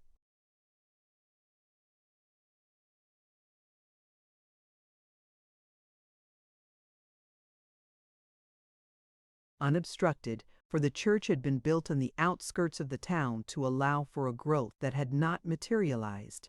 He threw up his head and gazed at the blue hills with their background of soft, slow-moving clouds. The smell of the fresh earth, the bursting of the buds, the forming of new life, set him thrilling with a joy that was very near to pain. He stopped halfway up the path and considered the advantages of a new front to the narrow eave cottage, and when his foot touched the first step of the vine-covered porch, he was far more concerned about a new portico than with any thought of his first sermon. His speculations were abruptly cut short by Mandy, who bustled out of the door with a wide smile of welcome on her black face and an unmistakable ambition to take him immediately under her motherly wing. She was much concerned because the church people had not met the new pastor at the station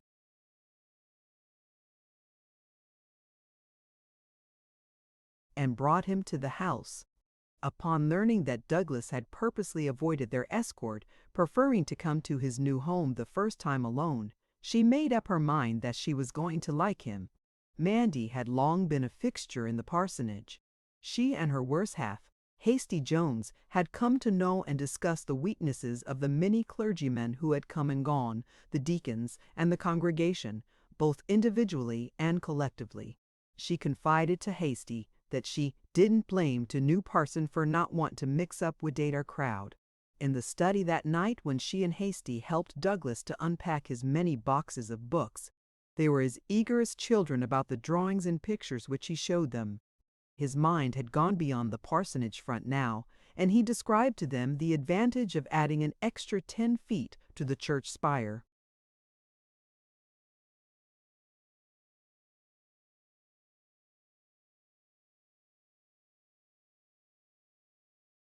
Mandy felt herself almost an artist when she and Hasty bade the pastor good night, for she was still quivering from the contagion of Douglas's enthusiasm. Here at last was a master who could do something besides find fault with her. "I just want to be under ground affairs time that Mars Douglas and Dad Air Deacon Strong clinches," she said to Hasty as they locked the doors and turned out the hall light. "Did ya done see his jaw?" she whispered. "He look laughin' enough now, but jes' shall wait till he done set that 'er jaw, his'n, and afar ain't nobody what's goin' tear inside it." "Maybe dar ain't goin' ter be no clinchin'," said Hasty, hoping for Mandy's assurance to the contrary. "What?" shrieked Mandy. "Wid dat 'er sneakin' widow Willa be already a-tellin' deacons how to start de new parson a-goin' proper?"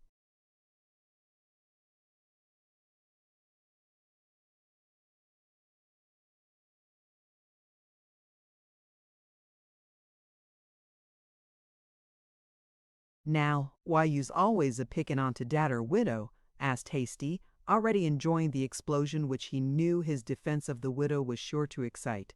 "I don't like no woman what's Alice braggin' 'bout her clean floors," answered Mandy shortly. She turned out the last light and tiptoed upstairs, trying not to disturb the pastor. John Douglas was busy already with pencil and paper, making notes of the plans for the church and parsonage which he would perfect later on. Alas, for Douglas's daydreams! It was not many weeks before he understood with a heavy heart that the deacons were far too dull and uninspired to share his faith in beauty as an aid to man's spiritual uplift. "We think we've done pretty well by this church," said Deacon Strong, who was the business head, the political boss, and the moral mentor of the small towns.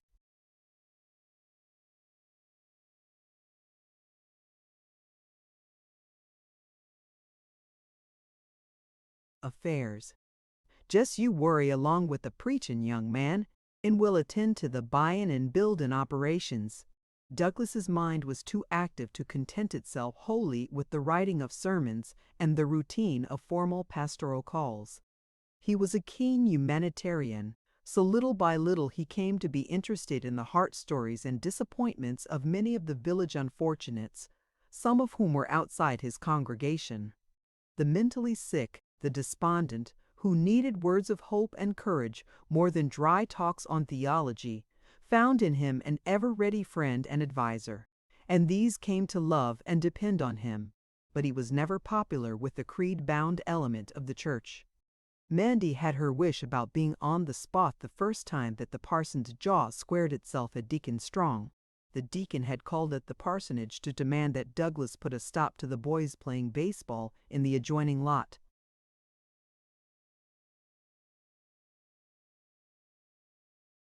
On Sunday, Douglas had been unable to see the deacon's point of view. He declared that baseball was a healthy and harmless form of exercise, that the air was meant to be breathed, and that the boys who enjoyed the game on Sunday were principally those who were kept indoors by work on other days. The close of the interview was unsatisfactory both to Douglas and the deacon. "Day kinder made me cold and prickly all up and down de back," Mandy said later, when she described their talk to Hasty. "Dat arrayed deacon don't know nothin' 'bout gettin' ruined to parson." She tossed her head with a feeling of superiority. She knew the way, make him forget himself with a laugh, excite his sympathy with some village underdog. Chapter 7. Mandy had secretly enjoyed the commotion caused by the little circus rider being left in the parsonage, at first because of her inborn love of mischief, and later because Polly had become second in her heart only to the pastor. She went about her work, crooning softly during the days of Polly's convalescence. The deep, steady voice of the pastor reading aloud in the pretty window overhead was company. She would often climb the stairs to tell them some bit of village gossip, and leave them laughing at a quaint comment about some inquisitive sister of the church who would happen to incur her displeasure.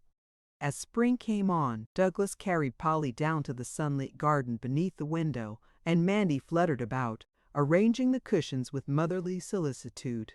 More days slipped by, and Polly began to creep through the little soft-leaved trees at the back of the church and to look for the deep, blue, sweet-scented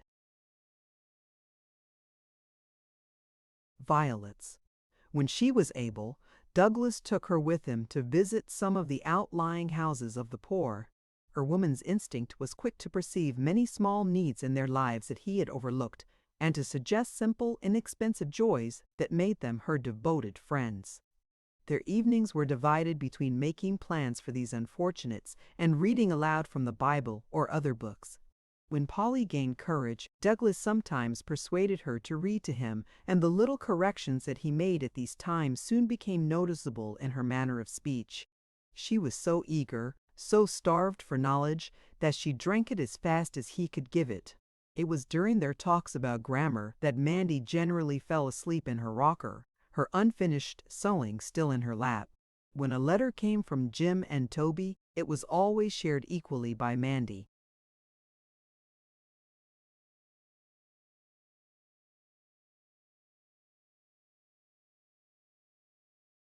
And Hasty, Polly, and the pastor. But at last a letter came from Jim only, and Douglas, who was asked to read it, faltered and stopped after the first few words. "It's no use my trying to keep it from you any longer, Pole," the letter began. "We ain't got Toby with us no more. He didn't have no accident, it wasn't that. He just seemed kinder sick and ailin' like ever since the night we had to leave you behind. I used to get him warm drinks and things, and try to pull him through, but he was always a chillin' and actin'. If it wasn't one thing the matter, it was another. I done all I knowed you'd a wanted me to, and the rest of the folks was mighty white to him too. I guess they kinder felt how lonesome he was. He couldn't get no more laughs in the show, so Barker had to put on another man with him. That kinder hurt him too, I s'pose, and showed him the way that things was a-goin'. It was just after that he wrote the parson a-tellin' him to never let you come back. He seemed to 'a got an idee in his head that you was happier where you was. He wouldn't let me tell you 'bout his feelin's so rocky."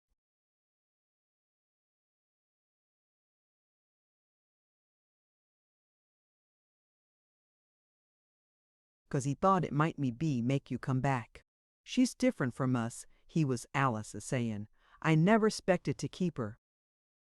Douglas stopped. Polly was waiting, her face white and drawn. He had not told her of Toby's letter, because with it had come a request to say nothing to the kid. He felt that Polly was controlling herself with an effort until he should reach the end of Jim's letter, so he hurried on. The parson's promise didn't get to him none too quick, he read.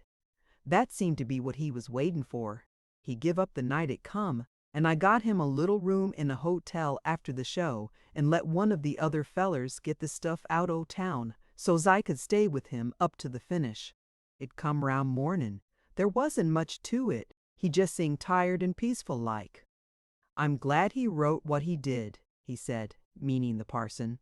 She knows, Alice knows, he whispered.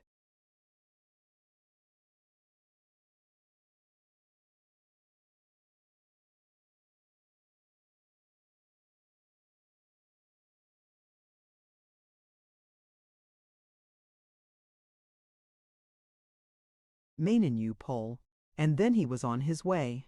He'd already give me what was saved up for you, and I'm sendin' it along with this. A blue money order for $250 had fluttered from the envelope when Douglas opened it. I got everything ready afore I went on the next day, and I went up and saw the little spot on the hill where they was goin' to stow him. It looked kinder nice, and the digger's wife said she'd put some flowers onto it now and then. It was you what made me think of that, Pole, 'cause it seemed to me what you would 'a' done. You was always so daffy about flowers, you and him. I guess this letter's too long for me to be a-sayin' much about the show, but the leap o' death girl got hern last week. She wasn't strong enough for the job nohow. I done what I could for her outside the show, 'cause I knowed how you was always a-feelin' 'bout her. I guess the leap o' death's husband is goin' to jump his job soon if he gets enough saved up, 'cause him and Barker can't hit it off no more. We got a good deal of trouble among the animals, too. None of the snakes is sheddin' like they ought to, and Jumbo's a-carryin' a 16-foot bandage around that trunk o' his'n, 'cause he got too fresh with Trixie's grub the other night, and the new giraffe's got the croup in that 7-foot neck o' his'n. I guess you'll think I got the pip for fair this time, so I'll just get on to myself now and cut this short. I'll be writin' you again when we hit Morgantown. Your old mover, Jim. Douglas laid the letter gently on the table, his hand still resting upon it. He looked helplessly at the little shrunken figure in the opposite chair. Polly had made no sound, but her head had slipped lower and lower, and she now said very quietly with her face in her hands. She had been taught by Toby and Jim never to whimper.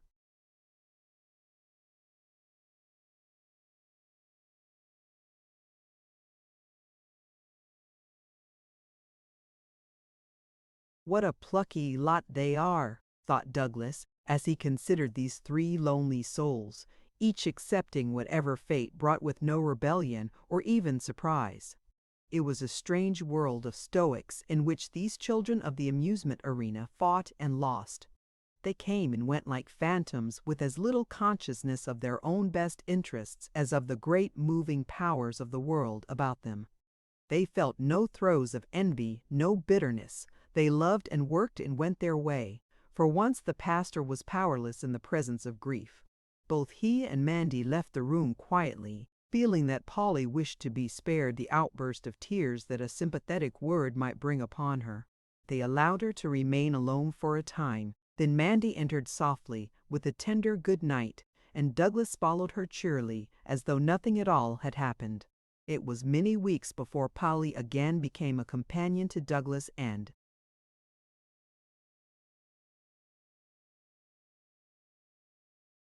Mandy, but they did not intrude upon her grief. They waited patiently for the time when youth should again assert itself and bring back their laughing mate to them. Chapter 8. When Polly understood that Toby was utterly gone, it seemed to her that she could never laugh again. She had been too young to realize the inevitableness of death when it came to her mother, and now she could scarcely believe that Toby would never come back to her. She felt that she must be able to drag him back, that she could not go on without him. She wanted to tell him how grateful she was for all his care of her. She thought of the 1,000 little things that she might have done for him. She longed to recall every impatient word to him. His gentle, reproachful eyes were always haunting her. "You must come back, Toby," she cried. "You must." It was only when body and mind had worn themselves out with yearning that a numbness at last crept over her, and out of this grew a gradual consciousness of things about her and a returning sense of her obligation to others. She tried to answer in her old smiling way, and to keep her mind upon what they were saying instead of letting it wander away to the past.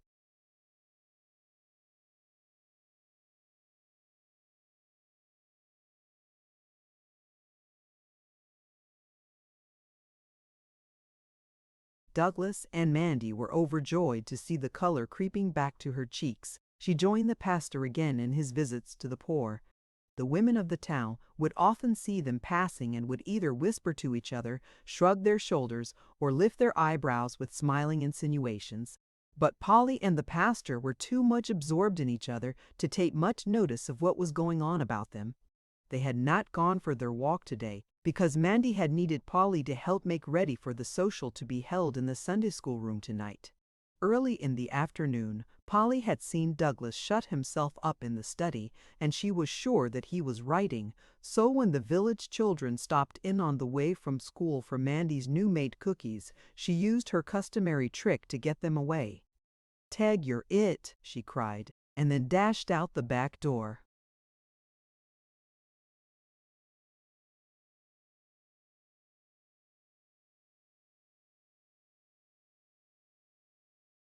Pursued by the laughing, screaming youngsters. Mandy followed the children to the porch and stood looking after them as the mad little band scurried about the backyard, darted in and out amongst the trees, then up the side of the wooded hill just beyond the church. The leaves once more were red and yellow on the trees, but today the air was warm and the children were wearing their summer dresses. Polly's lithe, girlish figure looked almost tall by comparison with the children about her. She wore a plain, simple gown of white, which Mandy had helped her to make. It had been cut ankle-length, for Polly was now 17. Her quaint, old-fashioned manner, her serious eyes, and her trick of knotting her heavy brown hair low on her neck made her seem older.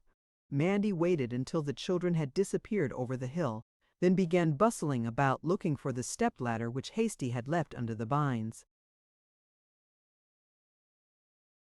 Of the porch, it had been a busy day at the parsonage. A social always meant perturbation for Mandy. She called sharply to Hasty as he came down the path which made a short cut to the village. "So's you's back, is you?" she asked sarcastically. "Sure, I's back," answered Hasty good-naturedly, as he sank upon an empty box that had held some things for the social, and pretended to wipe the perspiration from his forehead. "Massy John done send you to de post office 2 hours ago," said Mandy as she took the letters and papers from his hand. "5 minutes is plenty ob time for any nigger to do dat job." "I done been detained," Hasty drawled.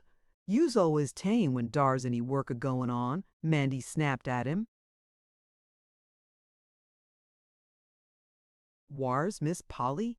Hasty asked, ignoring Mandy's reference to work. "Neber, you mind about Miss Polly. She don't want you.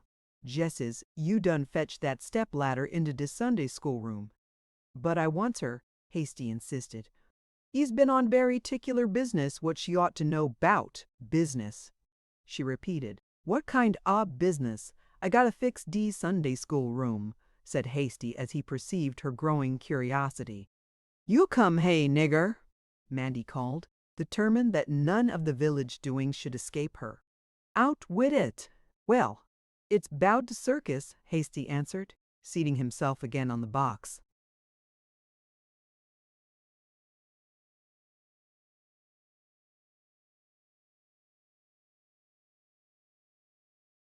"Dey's showin' in Wakefield tonight, and next month dey's comin' here.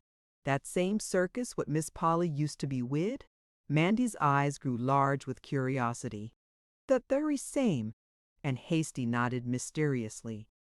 "How you know dat?" Mandy was uncertain whether to believe him.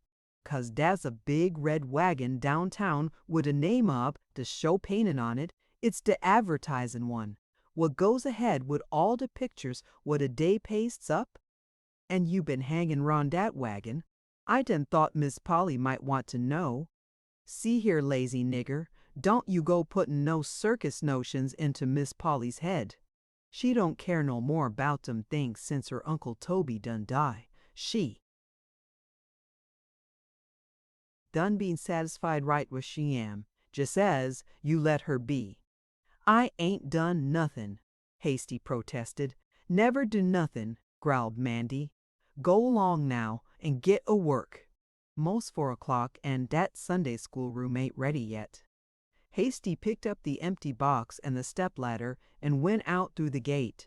He had barely disappeared when a peal of laughter was heard from the hillside, and before Mandy could get out of the way, the youngsters came tumbling down the path again. "Lawsy, Lawsy," she gasped as Polly circled around her, dodging the children. "You's cheeks as red as pinies, honey. Tag, you're it!" Polly cried as she touched the widow's auburn-haired offspring on the sleeve. There was much wailing when Willie passed the tag to.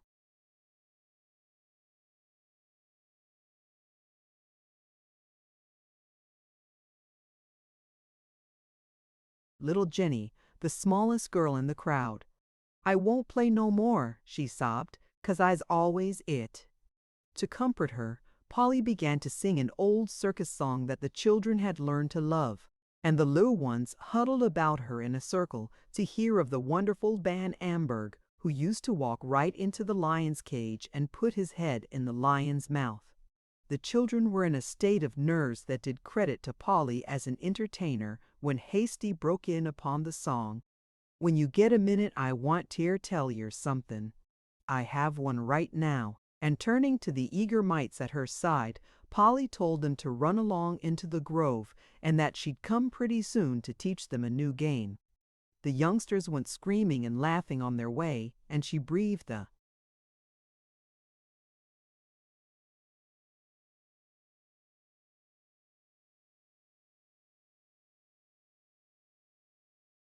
sigh of relief as she threw herself down on the rustic seat that encircled the elm tree.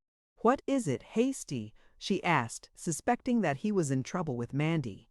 "It's 'bout de circus," Hasty informed her bluntly. "The circus?" She rose and crossed to him quickly. "It's in Wakefield in next month. It's a-comin' here." "Here?" Polly gasped. "I thought you'd want to know," said Hasty, little surprised at her lack of enthusiasm. "Yes, of course." She turned away and pretended to look at the flowers.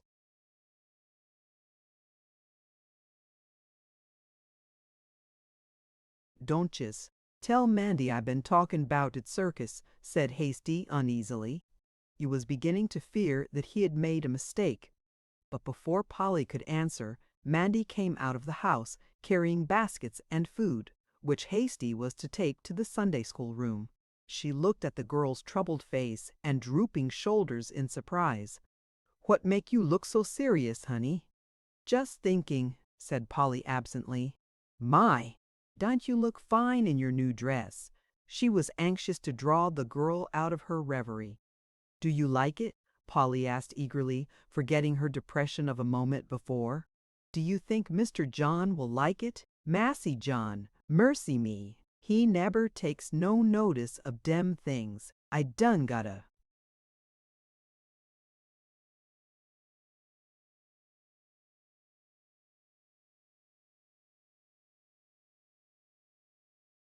Bransbank in New Elapaca one time, and do you think ain't she ever seed it? Lawsy no. We might jes well be goin' round like Mudder Eve for all dat man know. Polly looked disappointed. "But udder folks sees," Mandy continued comfortingly, "and you certainly look mighty fine. Why, you's just as good now as you was afore you got hurled." "Yes, I'm well now, and able to work again." There was no enthusiasm in her tone, for Hasty's news had made her realize how unwelcome the old life would be to her. "Work! You does work all de time. My stars, de help you is to Massa John. Do you think so? Do I help him? Do I? Of course you does." You tells him things to do in Sunday school what the chillun like, and you learns him to laugh and enjoy himself, and a lot of things what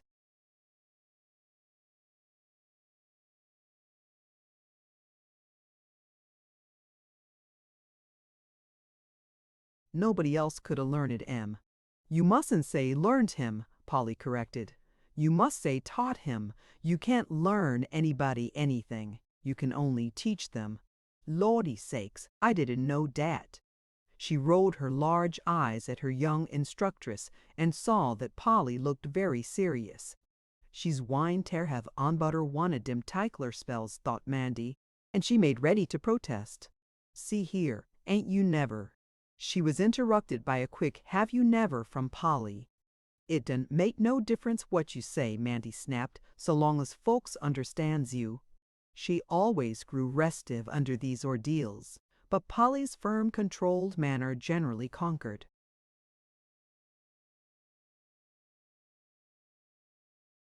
Oh, yes, it does, answered Polly. I used to think it didn't. But it does. You have to say things in a certain way or folks look down on you. I satisfied de way I be, declared Mandy as she plumped herself down on the garden bench and began to fidget with resentment. The way I am, Polly persisted sweetly. See here, Chile, is day why you been a-settin' up nights and keepin' a light burnin'? You mustn't say setting up. You mustn't say setting up. You must say sitting up. Hen said, so do I, interrupted Mandy. I's doin' it now. For a time she preserved an injured silence, then turned upon Polly vehemently. If I had to think about dat air foolishness eber time I opened my mouth, I done been tongue-tied afore I was born.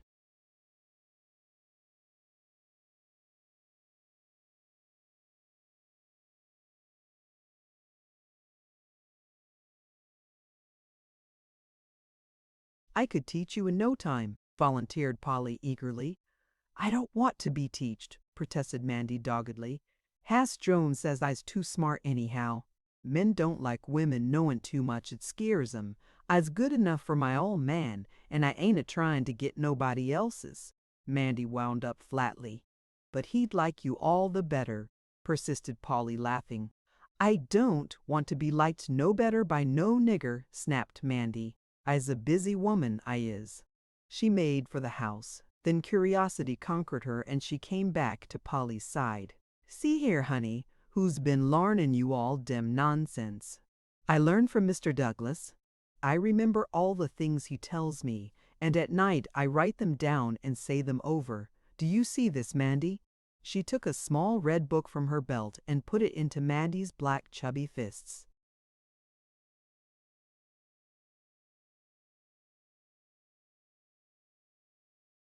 I see some writin', if that's what you mean, Mandy answered helplessly. These are my don'ts, Polly confided, as she pointed enthusiastically to worn pages of finely written notes. Use what, Chilly? The things I mustn't do or say. And you's been losin' yo' a beauty sleep for dem tings? Mandy looked incredulous.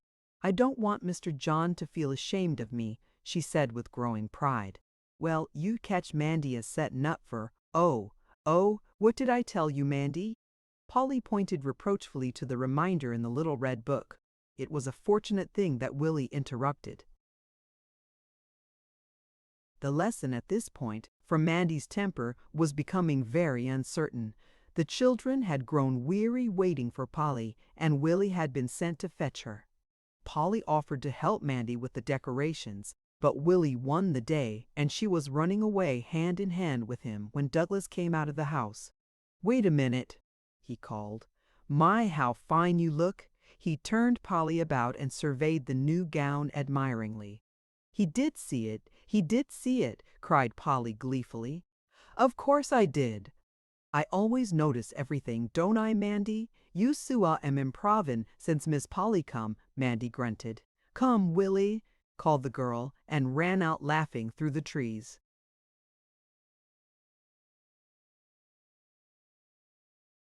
What's this? Douglas took the small book from Mandy's awkward fingers and began to read. Hens set? He frowned. Oh, dem's just sees. Miss Polly's don'ts? interrupted Mandy disgustedly. Her don'ts? She done been settin' up nights trying to learn what you done told her, stuttered Mandy. Dear little Polly, he murmured, then closed the book and put it into his pocket.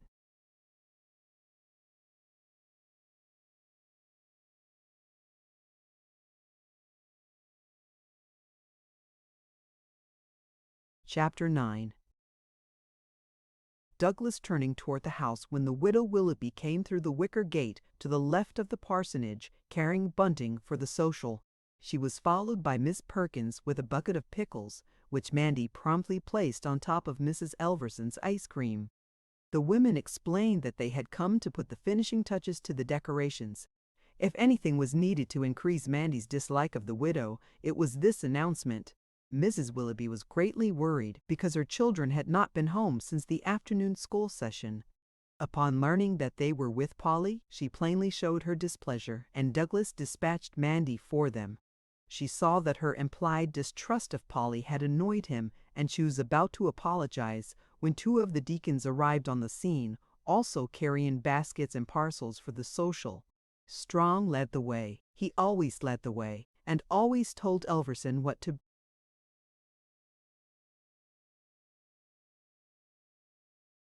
think. They had been talking excitedly as they neared the parsonage, for Strong disapproved of the recent changes which the pastor had made in the church service.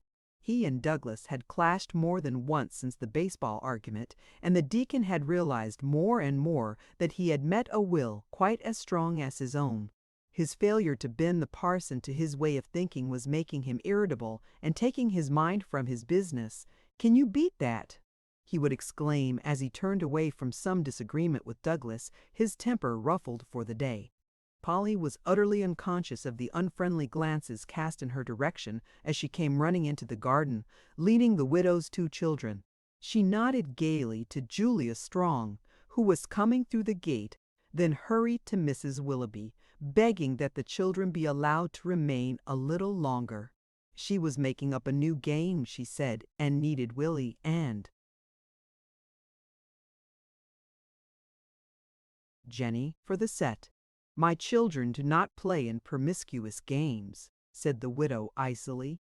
"Oh, but this isn't pro, Polly stammered. "It's a new game. You put 2 here, and 2 here, and I don't care to know." The widow turned away and pretended to talk to Julia. "Oh!" gasped Polly, stunned by the widow's rebuff. She stood with bowed head in the center of the circle. The blood flew from her cheeks. Then she turned to go. Douglas stepped quickly to her side. "Wait a minute," he said. She paused. All eyes were turned upon them. "Is this a game that grown-ups can play?" "Why, yes, of course."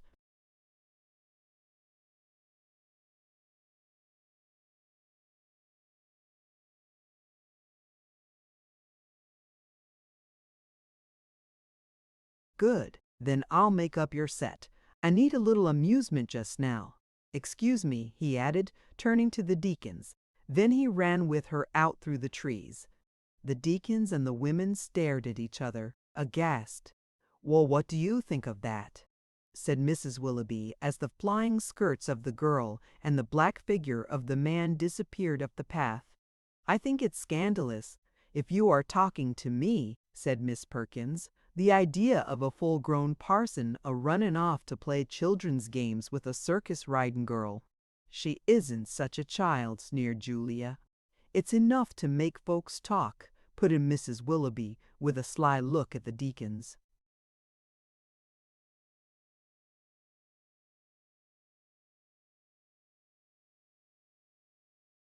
"And me a-waitin' to discuss the new church service," bellowed Strong. "And me a-waiting to give him Mrs. Elverson's message," piped Elverson. "The church bore all this in silence so long as that girl was sick," snapped Miss Perkins. "But now she's perfectly well, and still a-hanging on. No wonder folks are talking." "Who's talking?" thundered Strong. "Didn't you know?" simpered Mrs. Willoughby, not knowing herself nor caring, so long as the suspicion grew. "Know what?" yelled the excited deacon. Mrs. Willoughby floundered. Miss Perkins rushed into the breach. "Well, If I was deacon of this church, it seems to me I'd know something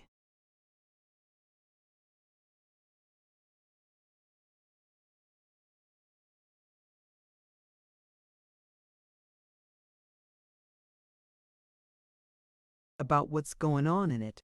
What is going on? Shrieked the now desperate deacon. The women looked at him pityingly, exchanged knowing glances, then shook their heads at his hopeless stupidity. Strong was not accustomed to criticism. He prided himself upon his acuteness and was, above all, vain about his connection with the church. He looked from one woman to the other. He was seething with helpless rage. The little deacon at his side coughed nervously. Strong's pent-up wrath exploded. "Why didn't you tell me, Elverson, that people was a-talkin'?" he roared in the frightened man's ear. Elverson sputtered and stammered, but nothing definite came of the sounds, so Strong again turned to Miss Perkins. "What is going on?" he demanded. The spinster shrugged her shoulders and lifted her eyes heavenward, knowing that nothing could so madden the deacon as this mysterious inference of things too terrible to mention. She was right. Strong uttered a desperate "bah!" and began pacing up and down the garden with reckless strides. Mrs. Willoughby watched him with secret delight, and when he came to a halt, she wriggled to his side with simpering sweetness. "What could folks say?" she asked. "A minister and a young circus riding girl living here like this, with no one to—" She found no words at this point, and Strong, now thoroughly roused, declared that the congregation should have no further calls for gossip and went out quickly in search of Douglas. When Strong was gone, Elverson looked at the set faces of the women and attempted a weak apology for the pastor. "I dare say the young man was very lonely very before she came." "Lonely?" snapped Miss Perkins. "Well, if H.E. was lonely, I didn't know it." The deacon excused himself nervously and went to join Strong.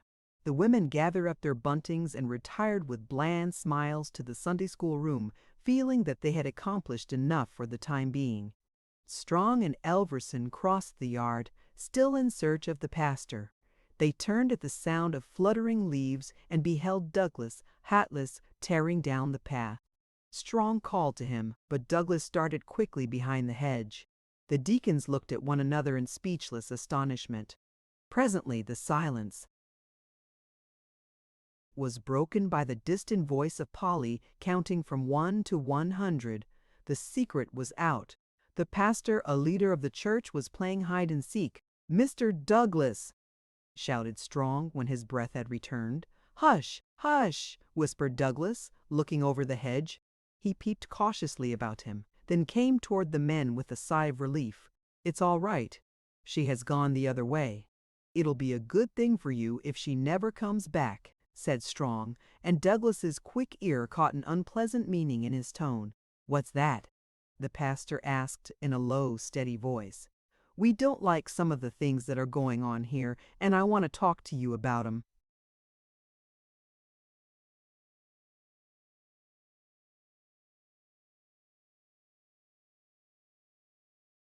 "Very well, but see if you can't talk in a lower key." "Never mind about the key," shouted Strong angrily. "But I do mind." Something in his eyes made the deacon lower his voice. "We want to know how much longer that girl is going to stay here. Indeed, and why?" The color was leaving Douglas's face, and his jaw was becoming very square. "Because she's been here long enough. I don't agree with you there. Well, it don't make no difference whether you do or not. She's got to go." "Go?" echoed Douglas. "Yes, sir, Ebob, we've made up our minds to that." "And who do you mean by we?" "The members of this congregation," replied Strong impatiently. "Am I to understand that you are speaking for them?" There was a deep frown between the young pastor's eyes. He was beginning to be perplexed. "Yes, and as deacon of this church." "Then, as deacon of this church, you tell the congregation for me that that is me affair." "Your affair!" shouted Strong. "When that girl is living under the church's roof, eating the church's bread." "Just one moment. You don't quite understand. I am minister of this church."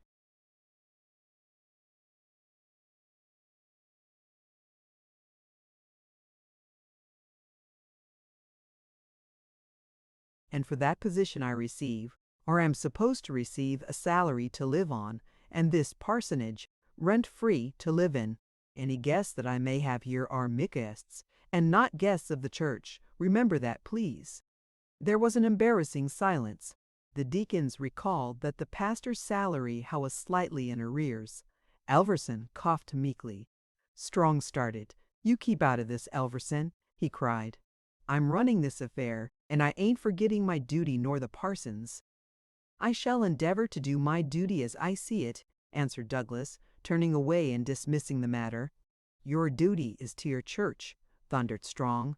"You're right about that, Deacon Strong," answered Douglas, wheeling about sharply, "and my duty to the church is reason enough for my acting exactly as I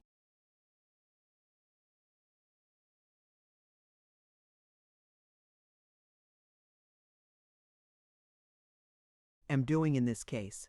Is your duty to the church the only reason you keep that girl here?" "No, there are other reasons." "I thought so. You've heard her story, you must have heard. She was left with me by an old clown who belonged in the circus where she worked. Before he died, he asked me to look after her. She has no one else. I shall certainly do so. That was when she was hurt. She's well now, and able to go back where she came from. Do you expect us to have our young folks associating with a circus riding girl?" "So that's it," cried the pastor with a pitying look. "You think this child is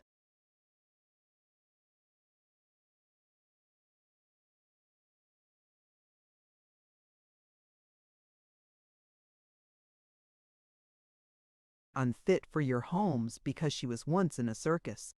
For some reason, circus to you spells crime. You call yourself a Christian, Deacon Strong, and yet you insist that I send a good, innocent girl back to a life which you say is sinful.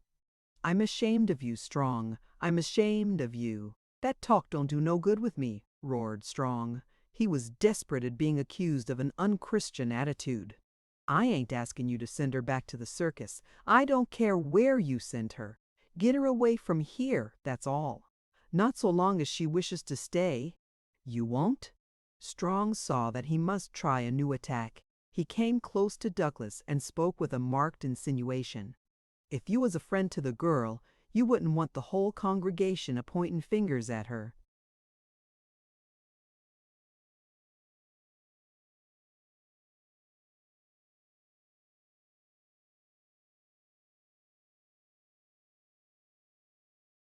"What do you mean?" "I mean that you're living here alone with her, and it looks bad, bad for the girl, and bad for you, and folks is talking. Are you trying to tell me that my people are evil-minded enough to think that I—" Douglas stopped. He could not frame the question. "I don't believe it," he concluded shortly. "You'll be made to believe it if you don't get rid of that girl. Do you believe it?" He turned upon the little man at his side. "Do you believe it, Elverson?" Elverson had been so accustomed to Strong monopolizing the conversation that he had become hopelessly lost as the discussion went on, and the sudden appeal to him all but paralyzed his power of speech. He was still gurgling and sputtering when Strong interrupted, impatiently. "It makes no difference whether we believe it or not. We're going to do our duty by the church, and that girl must leave or I must." Douglas pieced out Strong's phrase for himself. "That threat doesn't frighten me at all, Deacon. After what you have said, I should refuse to remain in this church." The deacon stepped forward eagerly. "Were it not that I realize more than ever before how much you need me, how much you ignorant, narrow-minded creatures need to be taught the meaning of true Christianity." The deacon was plainly disappointed. "Is it possible?" gasped Elverson weakly. "Well, what are you going to do about it?" asked Strong, when he could trust himself to speak again. "I shall do what is best for Miss Polly," said the pastor quietly but firmly. He turned away to show that the interview was at an end. Strong followed him. Douglas pointed to the gate with a meaning not to be mistaken. "Good afternoon, Deacon." Strong hesitated. He looked at the pastor, then at the gate, then at the pastor again. "I'll go," he shouted. But it ain't the end. He slammed the gate behind him. Quite so, chirped Elverson, not having the slightest idea of what he was saying. He saw the frigid expression on the pastor's face. He coughed behind his hat and followed Strong.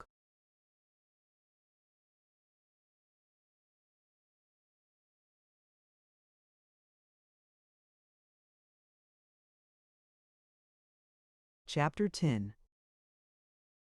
Douglas dropped wearily onto the rustic bench. He sat with drooped head and unseeing eyes. He did not hear Polly as she scurried down the path, her arms filled with autumn leaves. She glanced at him, dropped the bright-colored foliage, and slipped quickly to the nearest tree. 1, 2, 3 for Mr. John, she cried, as she patted the huge brown trunk. Is that you, Polly? He asked absently. Now, it's your turn to catch me, she said, lingering near the tree. The pastor was again lost in thought. Aren't you going to play any more? There was a shade of disappointment in her voice. She came slowly to his side. Sit here, Polly, he answered gravely, pointing to a place on the bench. I want to talk to you. Now, I've done something wrong, she pouted. She gathered up her garlands.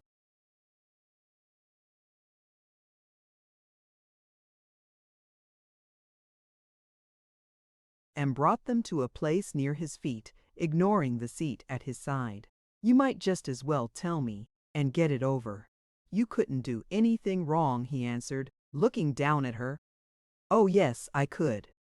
And I've done it. I can see it in your face. What is it? What have you there? He asked, trying to gain time and not knowing how to broach the subject that in justice to her must be discussed. Some leaves to make garlands for the social, Polly answered more cheerfully. Would you mind holding this? She gave him one end of a string of leaves. Where are the children? Gone home. You like the children very much, don't you, Polly? Douglas was striving for a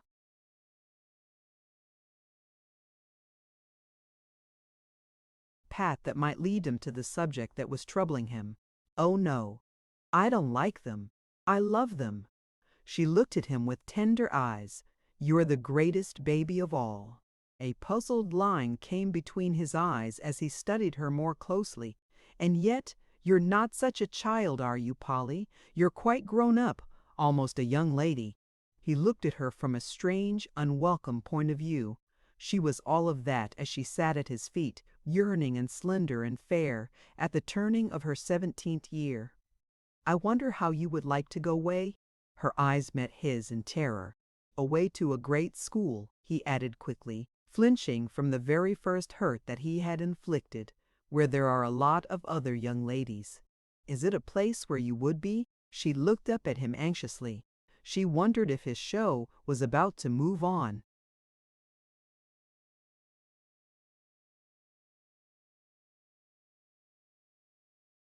I'm afraid not, Douglas answered, smiling in spite of his heavy heart.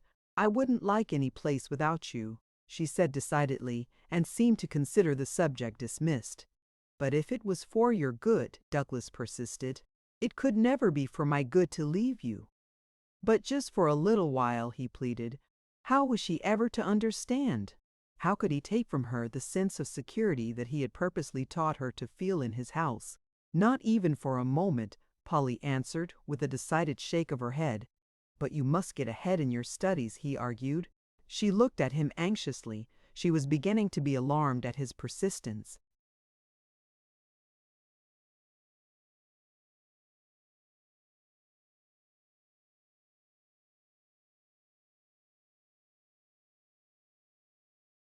Maybe I'd been playing too many Periscus games. Not Periscus, Polly. Promiscuous. Promiscuous, she repeated haltingly. What does that mean? Indiscriminate. He rubbed his forehead as he saw the puzzled look on her face. Mixed up, he explained more simply. Our game wasn't mixed up. She was thinking of the one to which the widow had objected. Is it promiscuous to catch somebody? It depends upon whom you catch, he answered with a dry, whimsical smile. Well, I don't catch anybody but the children. She looked up at him with serious, inquiring eyes. Never mind, Polly, your games aren't promiscuous. She did not hear him. She was searching for her book. Is this what you are looking for? He asked, drawing the missing article from his pocket. Oh, cried Polly with a flush of embarrassment. Mandy told you. You've been working a long time on that. I thought I might help you if I learned everything you told me, she answered timidly. But I don't suppose I could. I can never tell you how much you help me, Polly. Do I? She cried eagerly. I can help more if you will only let me. I can teach a bigger class in Sunday school now. I got to the book of Ruth today.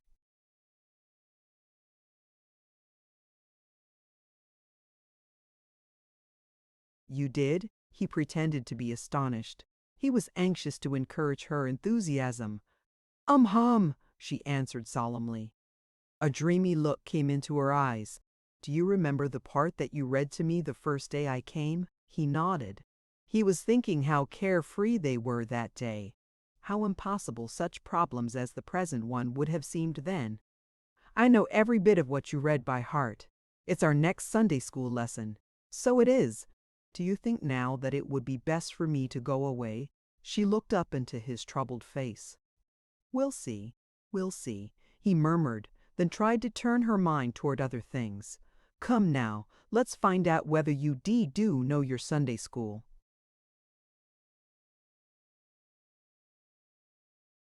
Lesson, how does it begin? There was no answer. She had turned away with trembling lips. And Ruth said he took her two small hands and drew her face toward him, meaning to prompt her. Entreat me not to leave thee, she pleaded. Her eyes met his. His face was close to hers. The small features before him were quivering with emotion. She was so frail, so helpless, so easily within his grasp. His muscles grew tense and his lips closed firmly. He was battling with an impulse to draw her toward him and comfort her in the shelter of his strong, brave arms. They shan't, he cried, starting toward her. Polly drew back, overawed. Her soul had heard and seen the things revealed to each of us only once. She would never again be a child. Douglas braced himself against the back of the bench.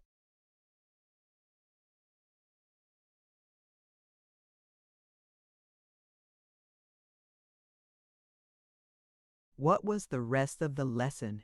He asked in a firm, hard voice. I can't say it now, Polly murmured. Her face was averted, her white lids fluttered and closed. Nonsense, of course you can. Come, I'll help you.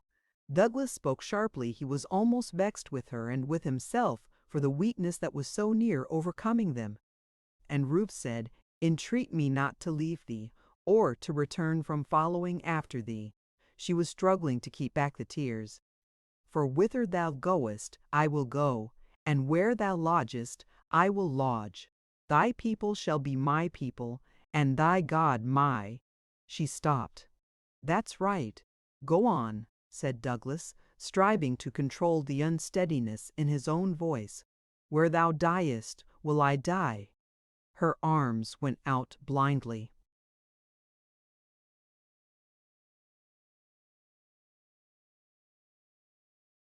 Oh, you won't send me away, will you? She sobbed. I don't want to learn anything else just except from you. She covered her face and slipped, a little broken heap at his feet. In an instant the pastor's strong arms were about her. His stalwart body was supporting her. You shan't go away. I won't let you. I won't. Do you hear me, Polly? I won't. Her breath was warm against his cheek. He could feel her tears, her arms about him as she clung to him helplessly, sobbing and quivering in the shelter of his strong embrace. You are never going to leave me, never. A new purpose had come into his life, the realization of a new necessity, and he knew that the fight which he must henceforth make for this child was the same that he must make for himself.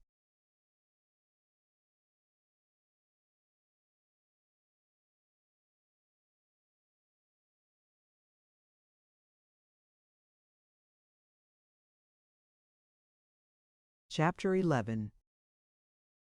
"E going into the Sunday school room to take off that air widows finishing touches," said Mandy as she came down the steps. "All right," called Douglas. "Take these with you. Perhaps they may help."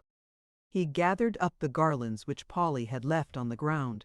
His eyes were shining. He looked younger than Mandy had ever seen him. Polly had turned her back at the sound of Mandy's voice and crossed to the elm tree, drying her tears of happiness and trying to control her newly awakened emotions. Douglas felt intuitively that she needed this moment for recovery, so he piled the leaves and garlands high in Mandy's arms, then ran into the house with the light step of a boy. "I got the settin' room all tidied up," said Mandy as she shot a sly glance at Polly. "That's good," Polly answered, facing Mandy at last and dimpling and blushing guiltily. "Mostest de sociable folks will mostest likely be hangin' round the parsonage tonight, 'stead ob stayin' in de Sunday school room, whar dey belongs.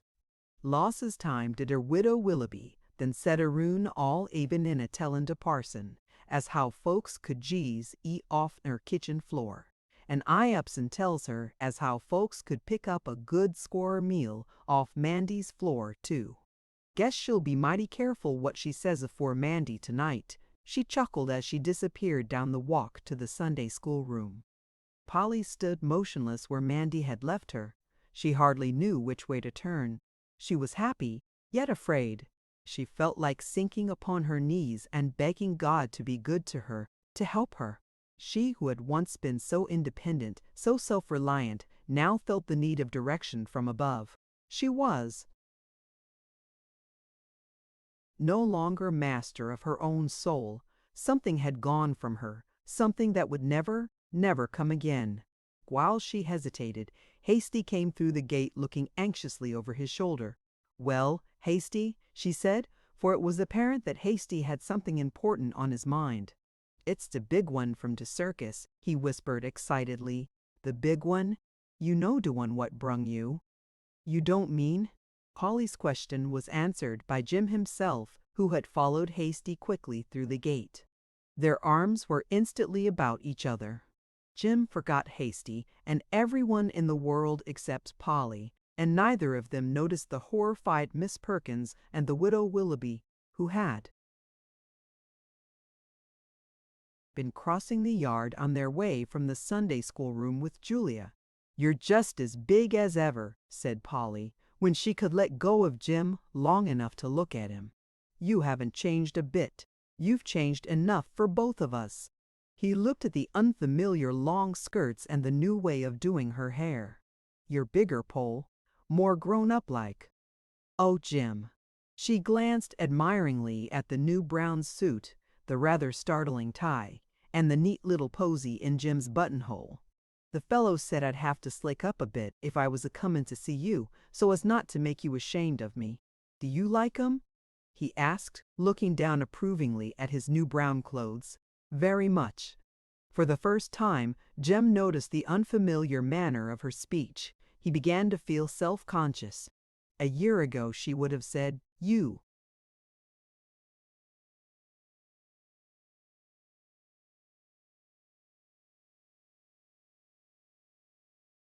"Bet." He looked at her awkwardly. She hurried on. "Hasty told me you were showing in Wakefield. I knew you'd come to see me. How's Barker and all the boys?" She stopped with a catch in her throat and added more slowly, "I suppose everything's different now that Toby is gone." "He'd 'a' liked to 'a' seen you afore he cashed in," Jim answered. "But maybe it was just as well he didn't. You'd hardly 'a' knowed him toward the last. He got so thin and peaked like. He wasn't the same after we lost you. Nobody was, not even Bingo." "Have you still got Bingo?" she asked through her tears. "Yep, we got him," drawled Jim. "But he ain't much good no more. None of the other riders can get used to his gait like you was. There ain't nobody with the show what can touch you ridin'. There never will be. Say, Mibby, you think Barker won't let out a yell when he sees you're comin' back?" Jim was jubilant now, and he let out a little yell of his own at the mere thought of her return. He was too excited to notice the look on Polly's face.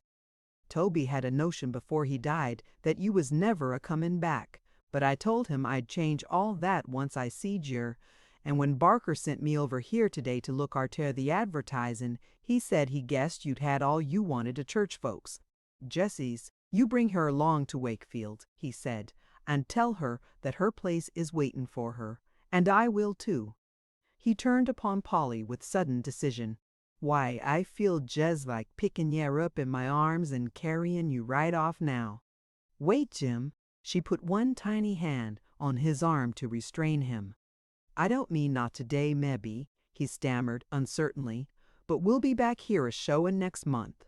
Don't look at me now, Polly answered, as the dog-like eyes searched her face, because I have to say something that is going to hurt you, Jim.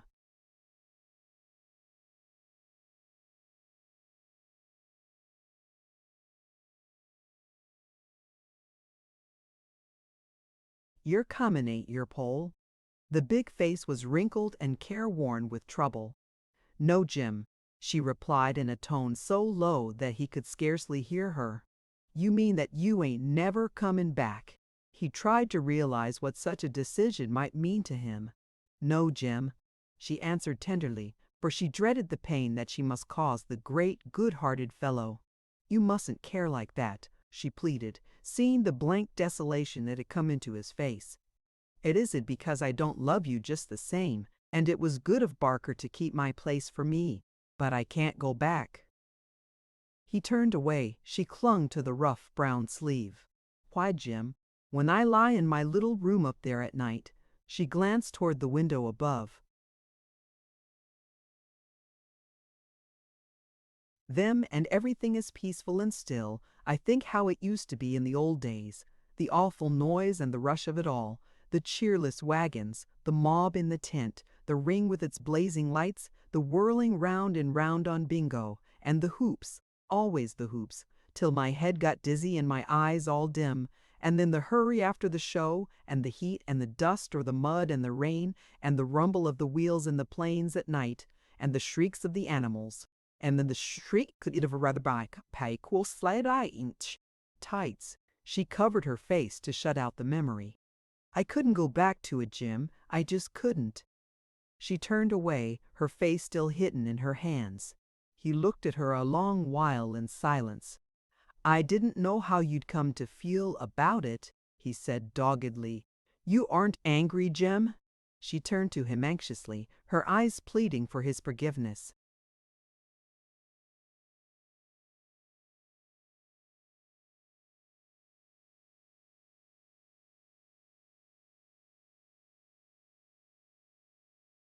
Angry? He echoed, almost bitterly. I guess it couldn't ever come to that atween you and me. I'll be all right. He shrugged his great shoulders. It's just kinder sudden, that's all. You see, I never figured on giving you up, and when you said you wasn't comin' back, it kinder seemed as though I couldn't see nothin' all my life but long, dusty roads, and nobody in 'em. But it's all right now, and I'll just be gettin' along to the wagon. But, Jim, you haven't seen Mr. Douglas, Polly protested, trying to keep him with her until she could think of some way to comfort him. I'll look in on him comin' back, said Jim, anxious to be alone with his disappointment. He was out of the gate before she could stop him. Hurry back, won't you, Jim? I'll be waiting for you. She watched him going quickly down the road, his fists thrust into his brown coat pockets and his hat pulled over his eyes. He did not look back as he used to do to wave a parting. Farewell, and she turned toward the house with a troubled heart. She had reached the lower step when Strong and Elverson approached her from the direction of the church. Was that feller here to take you back to the circus? Demanded Strong. She opened her lips to reply, but before she could speak, Strong assured her that the congregation wouldn't do anything to stop her if she wished to go. He saw the blank look on her face. We ain't trying to pry into none of your private affairs, he explained, but my daughter saw you and that there feller a making of to each other. If you're calculatin' to run away with him, you'll save a heap of trouble for the parson by doin' it quick. The parson? You can't blame the congregation for not wantin' him to keep you here. You. Got sense enough to see how it looks. H.E.D. see it, too, if he wasn't just plain bull-headed. Well, he'd better get over his stubbornness right now. If he don't, we'll get another minister, that's all. Another minister? You don't mean. It was clear enough now. She recalled Douglas's troubled look of an hour ago. She remembered how he had asked if she couldn't go away. It was this that he meant when he promised not to give her up, no matter what happened. In an instant, she was at the deacon's side, pleading and terrified. You wouldn't get another minister. Oh, please, Deacon Strong, listen to me. Listen! You were right about Jim. He did come to get me, and I am going back to the circus. Only you won't send Mr. Douglas away. You won't. Say you won't. She was searching his eyes for mercy. It wasn't his fault that I kept staying on. He didn't know how to get rid of me. He did try. He tried only today. So he's coming round, sneered Strong. Yes, yes, and you won't blame him any more, will you? She hurried on anxiously. You'll let him stay, no matter what he does, if I promise to go away and never, never come back again. I ain't holding no grudge agin him, Strong grumbled. He talks pretty rough sometimes, but he's been a good enough minister. I ain't forgetting that. Oh, thank you, Mr. Strong, thank you. I'll get my things. It won't take a minute. She was running up the steps when a sudden thought stopped her. She returned quickly to Strong. We'd better not let him know just yet. You can tell him afterward. Tell him that I ran away. Tell him that she was interrupted by Douglas, who came from the house. Hello, Strong, back again? He asked in some surprise. Polly remained with her eyes fixed upon the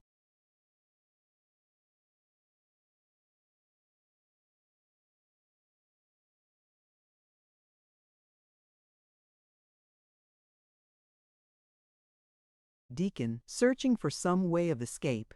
The pastor approached. She burst into nervous laughter. What's the joke? Douglas asked. It's only a little surprise that the deacon and I are planning. She tried to control the catch in her voice. You'll know about it soon, won't he, Deacon? Good afternoon, Mr. Strong. She flew into the house, laughing hysterically. Douglas followed her to the steps with a puzzled frown. It was unlike Polly to give way to her moods before others. Have you gentlemen changed your minds about the little girl staying on? He asked uneasily. It's all right now, said Strong, seating himself with a complacent air. All right? How so? Questioned Douglas, more and more puzzled by the deacon's evident satisfaction. Because, said Strong, rising and facing the pastor, because you're circus ridin'.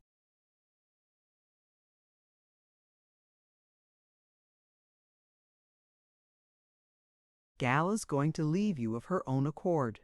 Have you been talking to that girl? Asked Douglas sternly. I have, said Strong, holding his ground. See here, Deacon, if you've been browbeating that child, I may forget that I'm a minister. The knuckles on Douglas's large fists grew whiter.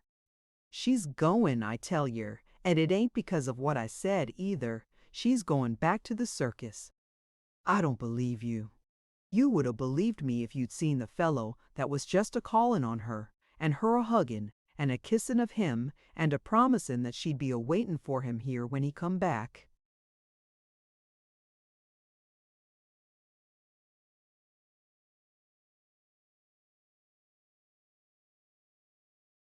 You lie, cried Douglas, taking a step toward the retreating deacon. There's the fellow now, cried Strong, as he pointed to the gate. Suppose you ask him afore you call me a liar. Douglas turned quickly and saw Jim approaching. His face lighted up with relief at the sight of the big, lumbering fellow. How are yer, Mr. Douglas? Said Jim awkwardly. You've seen Polly? Asked Douglas, shaking Jim cordially by the hand. Yes, I've seen her. The deacon here has an idea that Polly is going back to the circus with you. He nodded toward Strong, almost laughing at the surprise in store for him. Back to the circus? Asked Jim.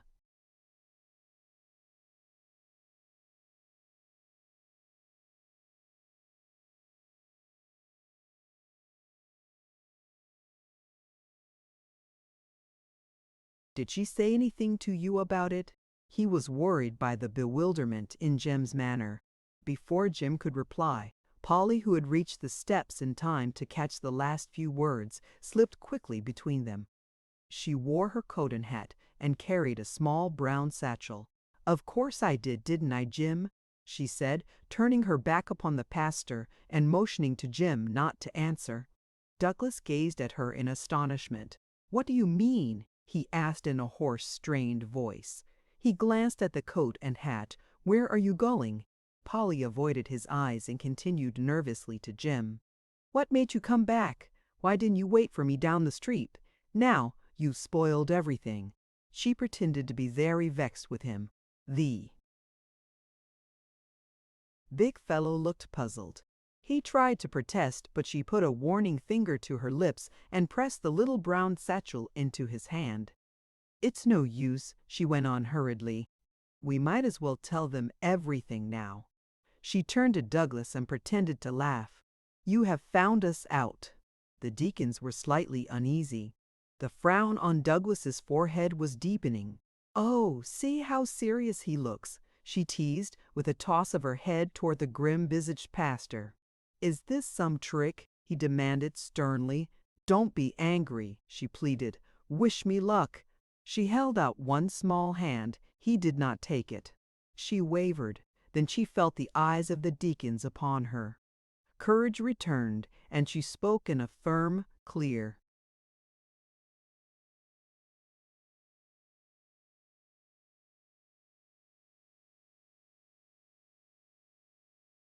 voice. "I am going to run away." Douglas stepped before her and studied her keenly. "Run away?" he exclaimed incredulously. "Yes, to the circus with Jim." "You couldn't do such a thing," he answered excitedly. "Why, only a moment ago you told me you would never leave me." "Oh, but that was a moment ago," she cried in a strained, high voice. "That was before Jim came. You see, I didn't know how I felt until I saw Jim and heard all about my old friends, how Barker is keeping my place for me, and how they all want to see me. And I want to see them, and to hear the music and the laughter and the clown songs. Oh, the clown songs!"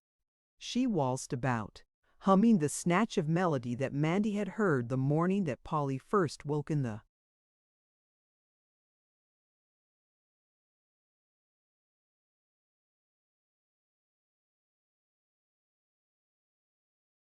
parsonage. Ting-ling. That's how the bells ring. Ting-ling, pretty young thing. She paused, her hands clasped behind her head, and gazed at them with a brave little smile. "Oh, it's going to be fine, fine." "You don't know what you're doing," said Douglas. He seized her roughly by the arm. Pain was making him brutal. "I won't let you go." "Do you hear me? I won't, not until you've thought it over." "I have thought it over," Polly answered, meeting his eyes and trying to speak lightly. Her lips trembled. She could not bear for him to think her so ungrateful. She remembered his great kindness, the many thoughtful acts that had made the past years so precious to her. "You've been awfully good to me, Mr. John." She tried to choke back a sob. "I'll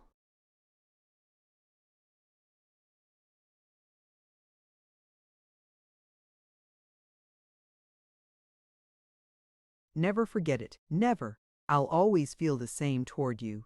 But you mustn't ask me to stay. I want to get back to them that knew me first, to my own. Circus folks aren't cut out for parsons' homes, and I was born in the circus. I love it. I love it." She felt her strength going and cried out wildly, "I want bingo. I want to go round and round the ring. I want the lights and the music and the hoops. I want the shrieks of the animals and the rumble of the wheels in the plains at night. I want to ride in the big parade. I want to live and die, just die as circus folks die. I want to go back. I want to go back." She put out one trembling hand to Jim and rushed quickly through the gate, laughing and sobbing hysterically and calling to him to follow.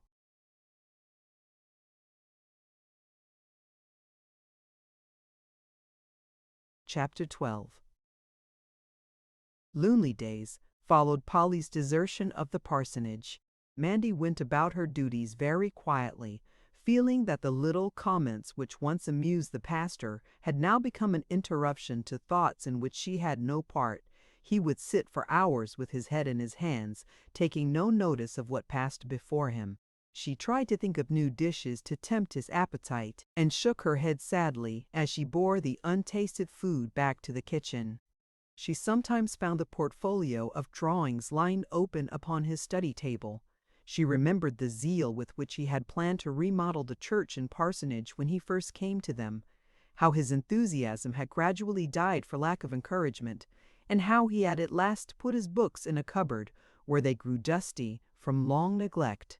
She marveled at their reappearance now, but something in his set, far-away look made her afraid to inquire. Thus she went on from day to day, growing more impatient with Hasty and more silent with the pastor.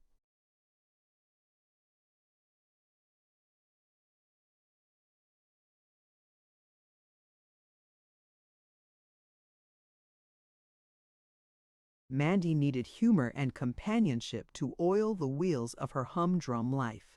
There was no more laughter in the house, and she began to droop.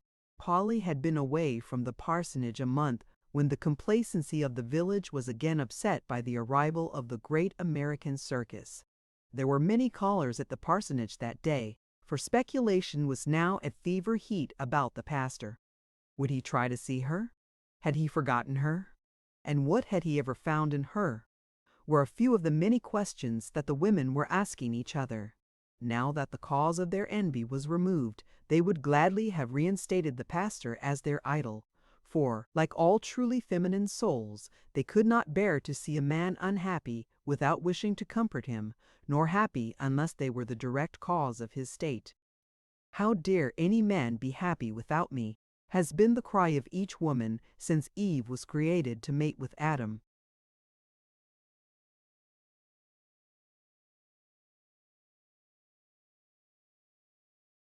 Douglas had held himself more and more aloof from the day of Polly's disappearance. He expressed no opinion about the deacons or their recent disapproval of him. He avoided meeting them oftener than duty required, and Strong felt so uncomfortable and tongue-tied in his presence that he too was glad to make their talks as few as possible. Nothing was said about the pastor's plans for the future, or about his continued connection with the church, and the inquisitive sisterhood was on the point of exploding from an overaccumulation of unanswered questions. He delivered his sermons conscientiously, called upon his poor, listened to the sorrows, real and fancied, of his parishioners, and shut himself up with his books or walked alone on the hill behind the church. He had been absent all day when Mandy looked out on the circus lot for the dozenth time and saw that the afternoon performance was closing. It had driven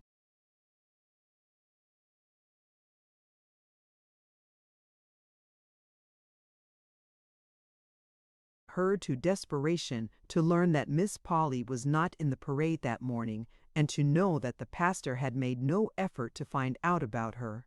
For weeks, both she and Hasty had hoped that the return of the circus might bring Polly back to them, but now it was nearly night, and there had been no word from her. Why didn't she come running in to see them, as Mandy had felt so sure she would? Why had the pastor stayed away on the hills all day? Unanswered questions were always an abomination to Mandy, so finally she drew a quarter from the knotted gingham rag that held her small wad of savings and told Hasty to go long to de show and find out about Miss Polly. She was anxiously waiting for him when Deacon Strong knocked at the door for the second time that afternoon. "Is Mr. Douglas back yet?" he asked.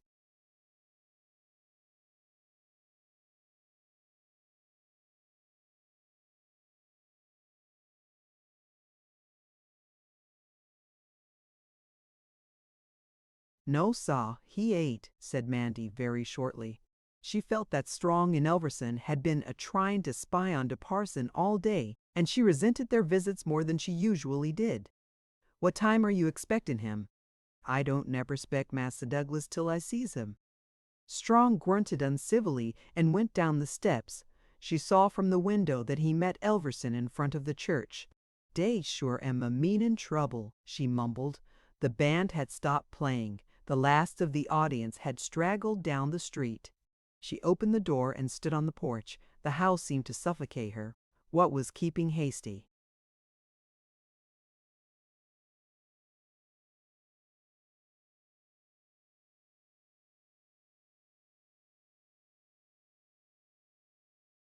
He came at last, but Mandy could tell from his gait that he brought unwelcome news. "Ain't she dar? She's wid 'em all right," said Hasty. "Ya seed her?" "Naw, I didn't done sight her." "What? She want in de show." "What you jes tell me? She's a trablin' white Mandy, but she didn't done ride."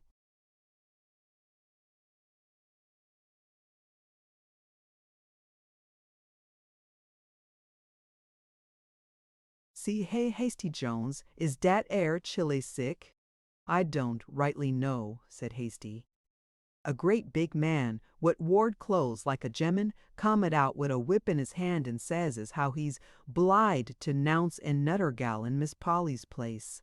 "Any den," he says, as how de udder gal was jes as good, and den everybody looked disappointed like, and den out comes de udder gal on a hoss and do tricks, and I ain't heard no more 'bout Miss Polly.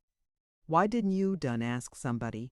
"Warn't nobody ter ask but the man what was hurrying everybody to get out of de tent.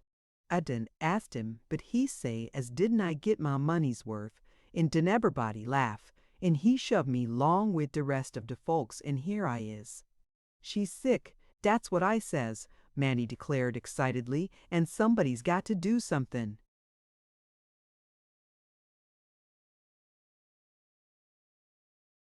"I done all I knowed," drawled Hasty, fearing that Mandy was regretting her 25-cent investment.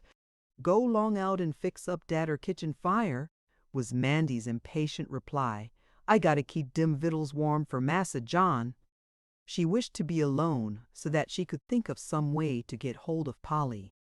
"Dat baby-faced morning glory done got Mandy all wobbly. 'Bout de art," she declared to herself, as she crossed to the window for a sight of the pastor. It was nearly dark when she saw him coming slowly down the path from the hill. She lighted the study lamp, rearranged the cushions, and tried to make the room look cheery for his entrance. He stopped in the hall and hung up his hat. There was momentary silence. Would he shut himself in his room for the night, or would he come into the study? At last the door opened, and Mandy hastened to place a chair for him.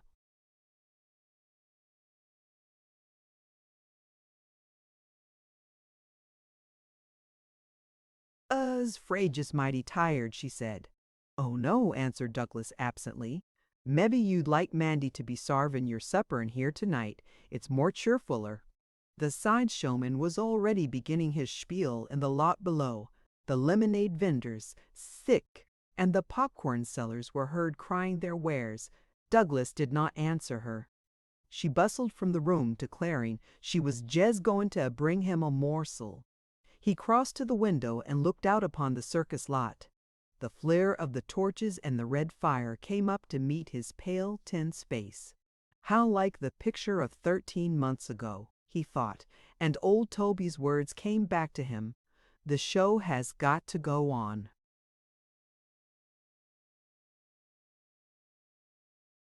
Above the church steeple, the moon was battling its way through the clouds. His eyes traveled from heaven to earth. There was a spirit of unreality in it all. Something made him mistrust himself, his very existence. He longed to have done with dreams and speculation, to feel something tangible, warm, and real within his grasp. "I can't go on like this," he cried. "I can't." He turned from the window and walked hurriedly up and down the room. Indoors or out, he found no rest. He threw himself in the armchair near the table and sat buried in thought. Mandy came softly into the room. She was followed by Hasty, who carried a tray laden with things that ought to have tempted any man. She motioned for Hasty to put the tray on the table, and then began arranging the dishes. Hasty stole to the window and peeped out at the tempting flare of red fire. When Douglas discovered the presence of his two faithfuls, he was touched. With momentary contrition, He knew that he often neglected to chat with them now, and he made an effort to say something that might restore the old feeling of comradeship. "Have you had a hard day with the new gravel walk?" he asked Hasty, remembering that he had been laying a fresh path to the Sunday school room. Hasty glanced uneasily at Mandy, afraid either to lie or tell the truth about the disposition she had made of his afternoon. "Jessie, you come eat yo' supper," Mandy called to Douglas. "Don you's worry your head 'bout that lazy husband o' mine. He ain't going to work enough to hurt hisself."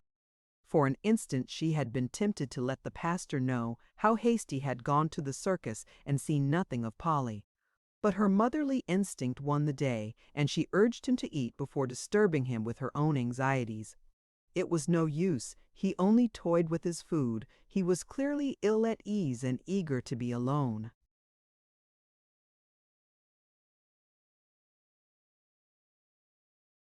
She gave up trying to tempt his appetite and began to lead up in a roundabout way to the things which she wished to ask. "Dar's quite some racket out dar'n de lock tonight," she said. Douglas did not answer. After a moment, she went on, "Hasty didn't work on no walk today." Douglas looked at her quizzically, while Hasty, convinced that for reasons of her own she was going to get him into trouble, was making frantic motions. "He done gone to dis circus," she blurted out. Douglas's face became suddenly grave. Mandy saw that she had touched an open wound. "I jes' couldn't stand it, Massa John.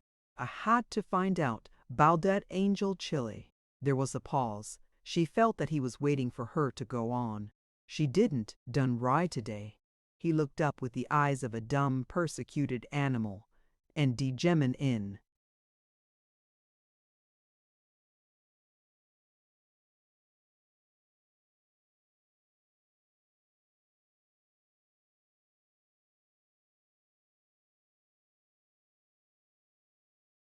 The show didn't tell nobody why Jessus speaked it about de other gal taking her place. "Why didn't she ride?" cried Douglas, in an agony of suspense. "Dat's what I don't know, Saw." Mandy began to cry.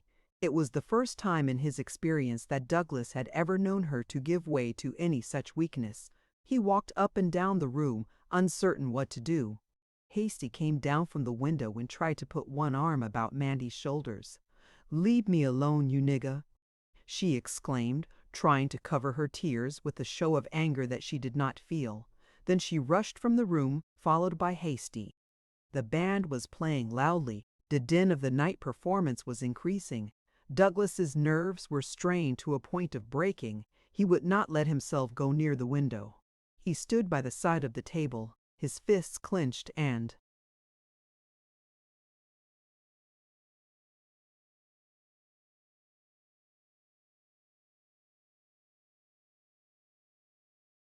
tried to beat back the impulse that was pulling him toward the door. Again and again he set his teeth. It was uncertainty that gnawed at him so. Was she ill? Could she need him? Was she sorry for having left him? Would she be glad if he went for her and brought her back with him? He recalled the hysterical note in her behavior the day that she went away. How she had pleaded, only a few moments before Jim came, never to be separated from him. Had she really cared for Jim and for the old life? Why had she never written? Was she ashamed? Was she sorry for what she had done? What could it mean? He threw his hands above his head with a gesture of despair. A moment later he passed out into the night.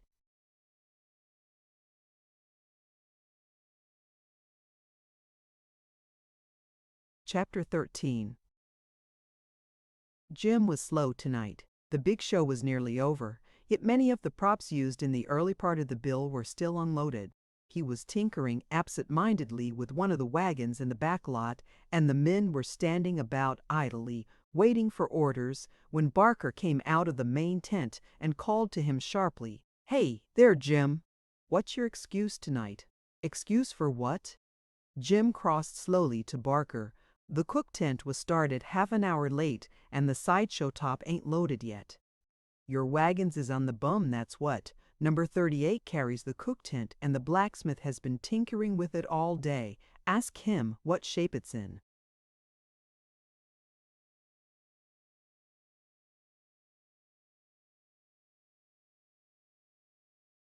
"You're always stallin'," was Barker's sullen complaint. "It's the wagons, or the blacksmith, or anything but the truth. I know what's the matter, all right." "What do you mean by that?" asked Jim sharply. "I mean that all your time's took up a carryin' and affection for that girl what calls you Mover Jim. What have you got to say about her?" Jim eyed him with a threatening look. "I got a plenty," said Barker, as he turned to snap his whip at the small boys who had stolen into the back lot to peek under the rear edge of the big top. "She's been about as much good as a sick cat since she come back." "You saw her act last night?" "Yes," answered Jim doggedly.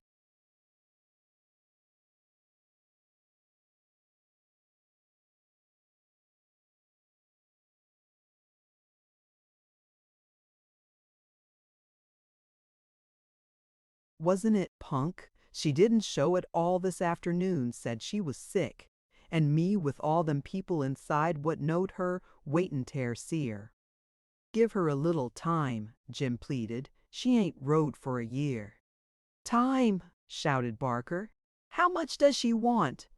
"She's been back a month, and instead o' bracin' up, she's a gettin' worse. There's only one thing for me to do." "What's that?" asked Jim uneasily. "I'm going to call her, and call her hard. Look here, Barker," and Jim squared his shoulders as he looked steadily at the other man. "You're boss here, and I takes orders from you, but if I catches you a boozin' pole, your bein' boss won't make no difference."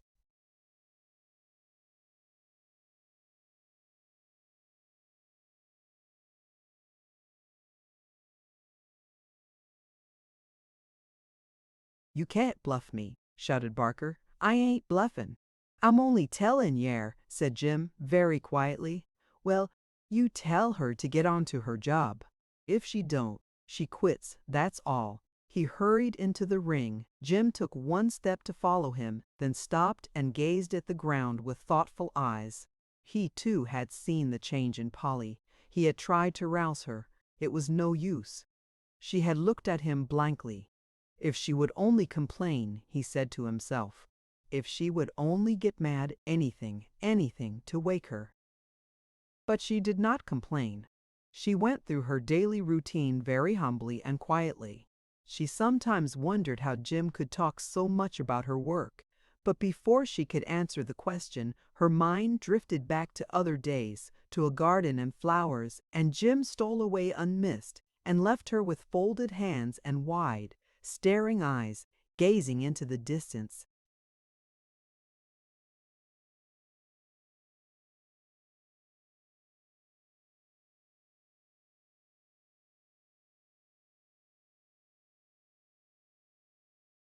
The memory of these times made Jim helpless tonight. He had gone on hoping from day to day that Barker might not notice the letdown in her work, and now the blow had fallen. How could he tell her? One of the acts came tumbling out of the main tent. There was a moment's confusion as clowns, acrobats, and animals passed each other on their way to and from the ring. Then the lot cleared again, and Polly came slowly from the dressing tent. She looked very different from the little girl whom Jim had led away from the parson's garden in a simple white frock 1 month before. Her thin, pensive face contrasted oddly with her glittering attire.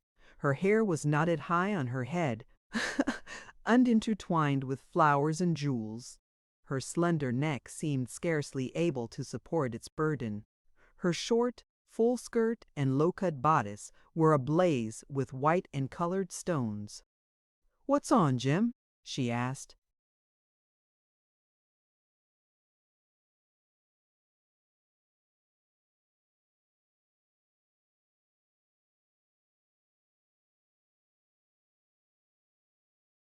"The leap o' death. You got plenty of time." Polly's mind went back to the girl who answered that call a year ago. Her spirit seemed very near tonight. The band stopped playing. Barker made his grandiloquent announcement about the wonderful act about to be seen, and her eyes wandered to the distant church steeple. The moonlight seemed to shun it tonight. It looked cold and grim and dark.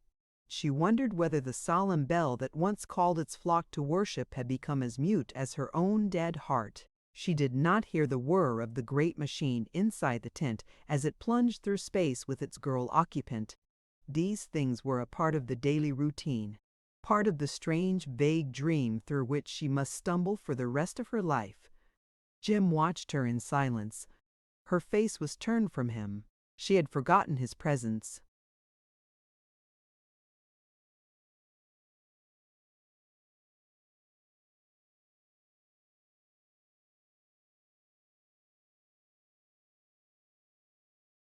"Stargazin', Pole?" he asked at length, dreading to disturb her reverie. "I guess I was, Jim." She turned to him with a little forced smile. He longed to save her from Barker's threatened rebuke. "How you're feelin' tonight?" "I'm all right," she answered cheerfully. "Anythin' you want?" "Want?" She turned upon him with startled eyes.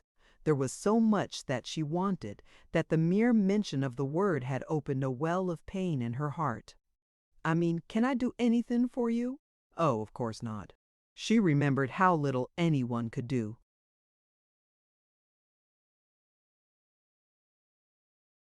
"What is it, Pole?" he begged, but she only turned away and shook her head with a sigh. He followed her with anxious eyes. "What made yer cut out the show today? Was it because you didn't want ter ride afore folks would know, dear?" "Ride afore him, maybe." "Him?" Her face was white. Jim feared she might swoon. "You don't mean that he was—" "Oh, no," he answered quickly. "Of course not. Parsons don't come to places like this one. I was only figurin' that yer didn't want other folks to see yer and to tell 'em how you was ridin'." She did not answer. "Was that it, Pole?" he urged. "I don't know." She stared into space. "Was it?"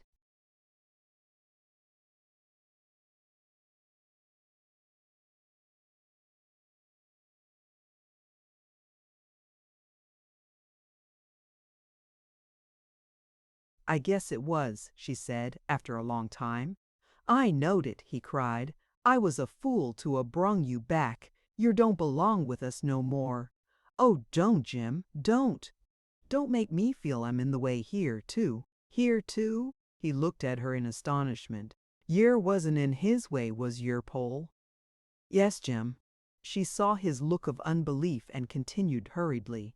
"Oh, I tried not to be. I tried so hard. He used to read me verses out of a Bible about my way being his way and my people his people. But it isn't so, Jim.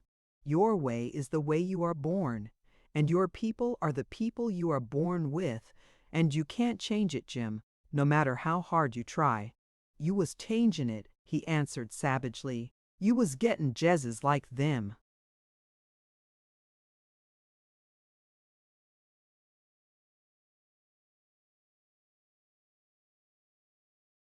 "People. It was me what took yer away and spoiled it all. You oughtn't to 'a' come. What made yer, after yer said yer wouldn't?" She did not answer. Strange things were going through the mind of the slow-witted Jim. He braced himself for a difficult question. "Will yer answer me something straight?" he asked. "Why, of course," she said as she met his gaze. "Do you love the parson, Pole?" She started. "Is that it?" Her lids fluttered and closed. She caught her breath quickly, her lips apart, then looked far into the distance.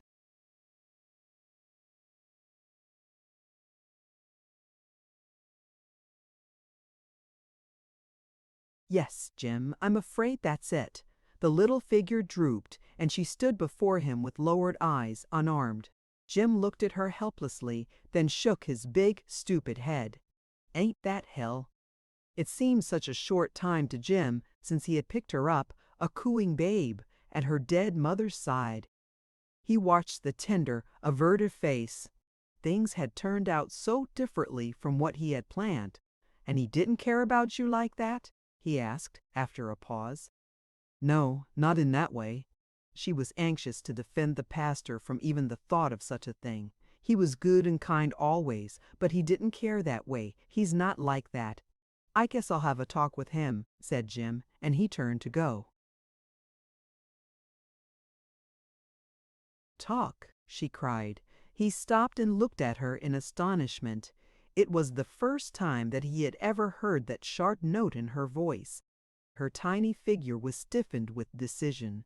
Her eyes were blazing. "If you ever dare to speak to him about me, you'll never see me again." Jim was perplexed. "I mean it, Jim. I've made my choice, and I've come back to you. If you ever try to fix up things between him and me, I'll run away, really and truly away, and you'll never, never get me back." He shuffled awkwardly to her side and reached apologetically for the little, clenched fist. He held it in his big, rough hand, toying nervously with the tiny fingers.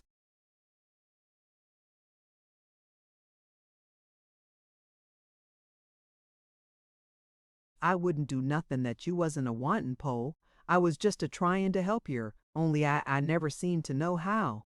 She turned to him with tear-dimmed eyes and rested her hands on his great, broad shoulders, and he saw the place where he dwelt in her heart.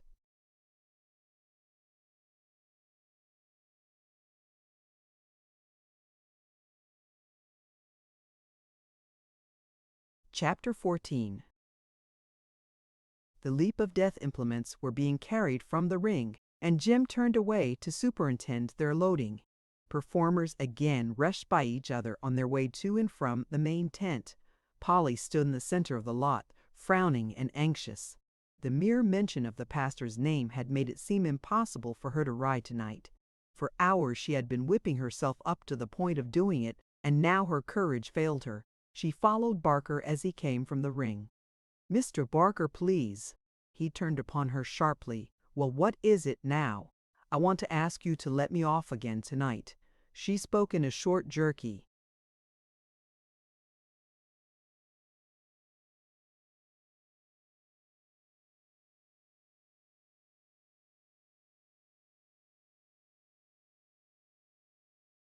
desperate way. "What?" he shrieked.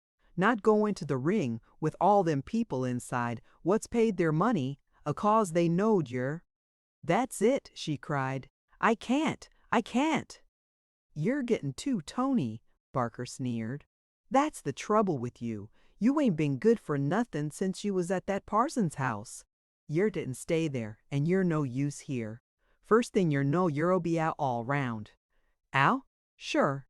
Yer don't think I'm going to head my bill with a dead one, do you?" "I am not a dead one," she answered excitedly. "I'm the best rider you've had since Mother died. You've said so yourself."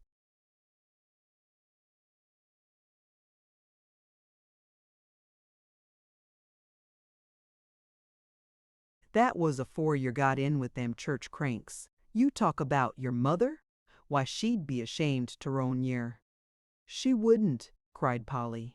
Her eyes were flashing, her face was scarlet. The pride of hundreds of years of ancestry was quivering with indignation. "I can ride as well as I ever could, and I'll do it too." "I'll do it tomorrow." "Tomorrow?" echoed Barker. "What do you mean by that?" "I mean that I can't go into that ring tonight," she declared. "And I won't." She was desperate now, and trading upon a strength beyond her own. He looked at her with momentary indecision. She was a good rider, the best since her mother, as he had often told her. He could see this meant an issue. He felt she would be on her mettle tomorrow, as far as her work was concerned, if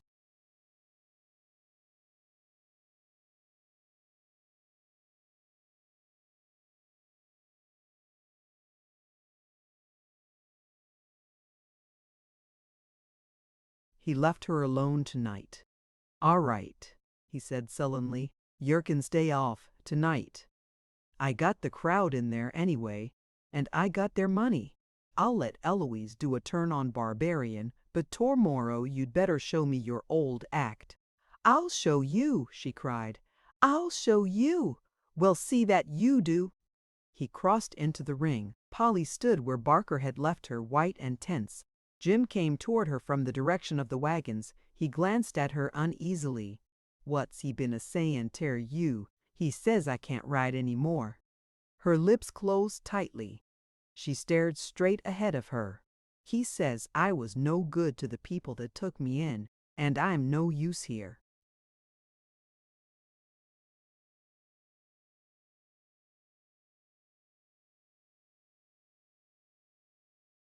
"It's not so," thundered Jim. "No, it's not," she cried. "I'll show him, Jim. I'll show him tomorrow."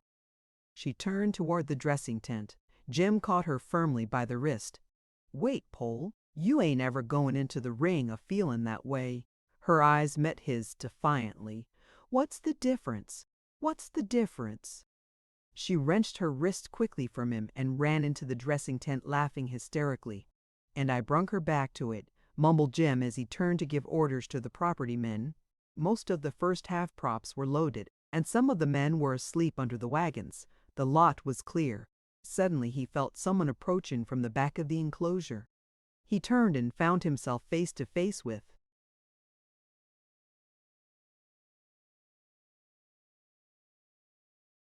the stern, solitary figure of the pastor wrapped in his long, black cloak. The moonlight slipped through a rift in the clouds and fell in a circle around them. "What made you come here?" was all Jim said.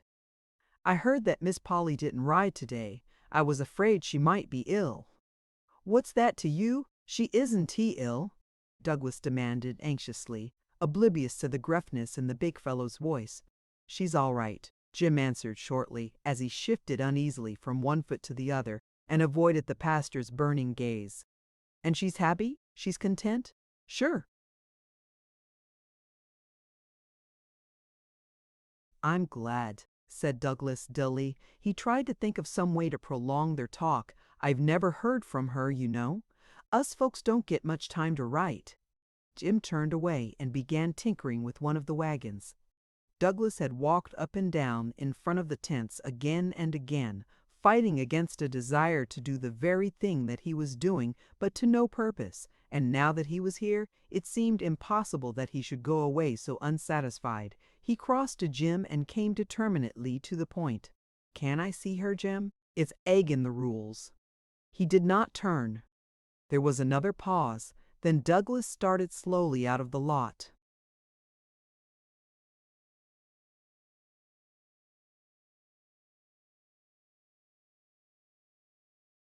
"Wait a minute," called Jim, as though the words had been wrung from him. The pastor came back with a question in his eyes. "I lied to you. She's not well then." "Oh yes, she's well enough. It ain't that. It's about her being happy. She isn't." There was a note of unconscious exultation in his voice. "No, she ain't happy here, and she was happy with you." "Then why did she leave me?" "I don't know. She wasn't going to do it at first. Something must have happened afterwards, something that you and me didn't know about."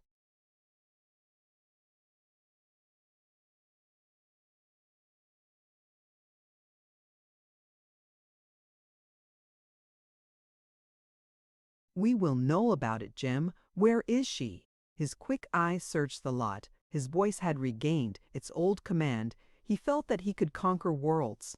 "You can't do no good that way," answered Jim. "She don't want to see you again." "Why not?" "I don't know. But she told me she'd run away if I ever even talked to you about her." "You needn't talk, Jim. I'll talk for myself." "Where is she?" "She'll be coming out soon. You can wait around out here with me. I'll let you know in time." He led the way through a narrow passage between the wagons. Jim and Douglas had barely left the lot when Deacon Elverson's small, round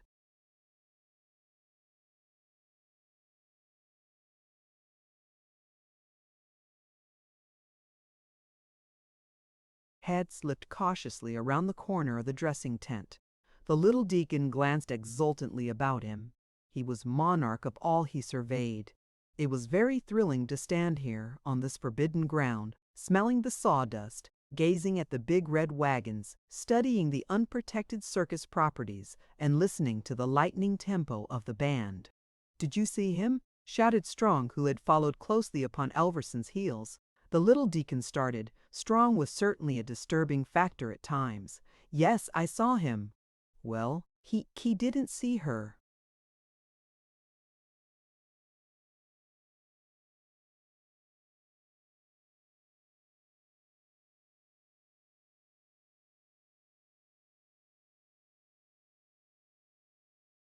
"What did he do?" Strong was beside himself with impatience. He just talked to the big and went out that way. Elverson nodded toward the wagons. I guess he ain't gone far, sneered Strong. He come over to this lot to see her, and he ain't going to give up till he does it. You wait here, I'll take a look round. He went quickly in the direction of the wagons. Elverson needed no second invitation to wait. He was congratulating himself upon his good fortune when he all but collided with a flying apparition vanishing in the direction of the main tent. Sophisticated eyes would have seen only a rather stout acrobat clad in pink tights, but Elverson was not sophisticated, and he teetered after the flitting angel, even unto the forbidden portals of the big top.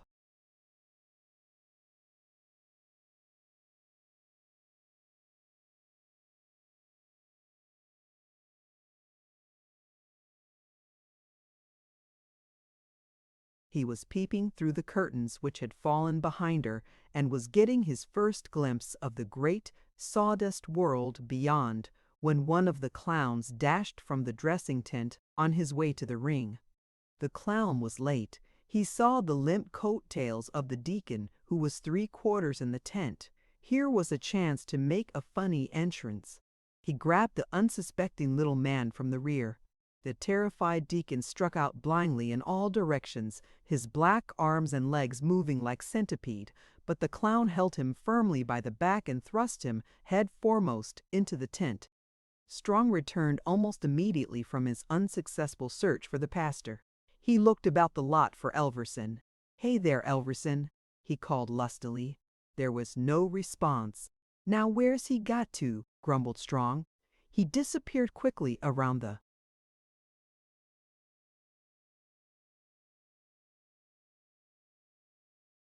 corner of the dressing tent, resolved to keep a sharp lookout for Douglas. Elverson was thrust from the tent soon after, spitting sawdust and much discomfited by the laughing performers who followed him. His knees almost gave way beneath him when Barker came out of the ring, snapping his long black whip. "Get out of here, you bloke!" roared Barker, and Elverson got. No one had remembered to tell the groom that Polly was not to ride tonight, so Bingo was brought out as usual when their turn approached. "Take him back, Tom," Polly called from the entrance when she learned that Bingo was waiting, "and bring Barbarian. I'm not going on tonight. Eloise is going to ride in my place." This was the second time today that Bingo had been led away without going.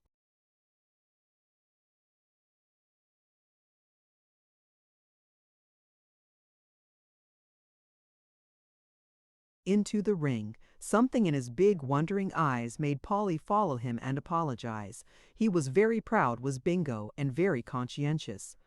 He felt uneasy when he saw the other horses going to their work without him. "Never mind, Bingo," she said, patting his great arched neck. "We'll show 'em tomorrow." He rubbed his satiny nose against her cheek. "We'll make them sit up again. Barker says our act's no good, that I've let down. But it's not your fault, Bingo. I've not been fair to you. I'll give you a chance tomorrow. You wait, he'll never say it again, Bingo, never again." She watched him go out of the lot and laughed a little as he nipped the attendant on the arm. He was still irritated at not going into the ring. Polly had nothing more to do tonight except to get into her street clothes. The wagons would soon be moving away. For a moment she glanced at the dark church steeple, then she turned to go inside the tent. A deep, familiar voice.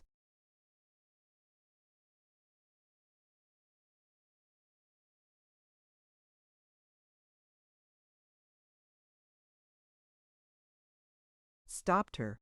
"Polly!" She turned quickly. She could not answer. Douglas came toward her. He gazed at her in amazement. She drew her cape about her slightly clad figure. She seemed older to him, more unapproachable, with her hair heaped high and sparkling with jewels. Her bodice of satin and lace shimmered through the opening of her cape. The moonlight let mystery and indecision to her betten-celled attire. The band was playing the andante for the balancing act. She found strength at last to open her lips, but still no sound came from them. She and the pastor looked at each other strangely, like spirits newly met from far-apart worlds. She too thought her companion changed. He was older, the circles beneath his eyes were deeper, the look in their depths more grave.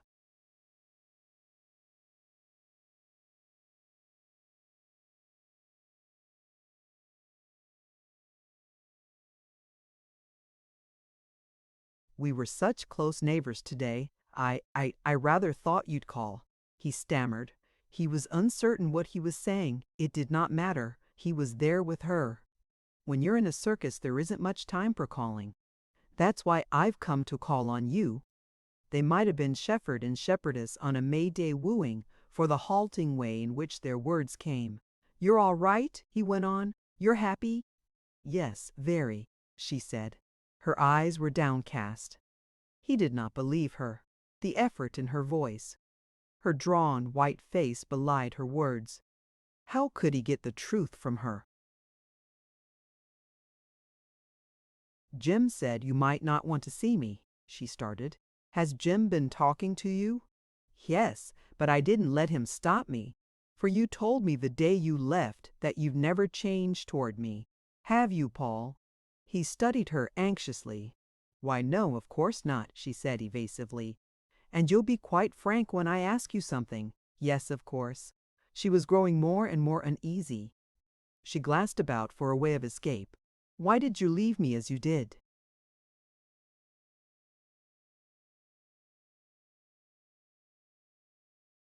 "I told you then." She tried to cross toward the dressing tent. He stepped quickly in front of her. "You aren't answering frankly, and you aren't happy." She was growing desperate. She felt she must get away, anywhere, anywhere. He seized her small wrists and forced her to look at him. "And I am not happy without you, and I never, never can be." The floodgates were open. His eyes were aglow. He bent toward her eagerly. "Oh, you mustn't," she begged. "You mustn't," she gagged. "You've grown so close," he cried. "So close." She struggled to be free. He did not heed her. "You know you must know what I mean." He drew her toward him and forced her into his arms. "You're more precious to me than all else on this earth." For the first time he saw the extreme pallor on her face.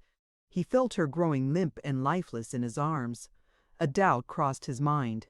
"If I am wrong in thinking you feel as I do, if you honestly care for all this," he glanced about at the tents, "more than for any life that I can give you, I shan't interfere. You'll be going on your way in an hour. I'll say goodbye, and God bless you. But if you do care for me, Polly," he was pleading now, "if you're not happy here, won't you come back to me? Won't you, Polly?" She dared not meet his eyes, nor yet to send him away. She stood irresolute. The voice of Deacon Strong answered for her. "So, you're here, are you?" "Yes, Deacon Strong, I'm here," answered the pastor as he turned to meet the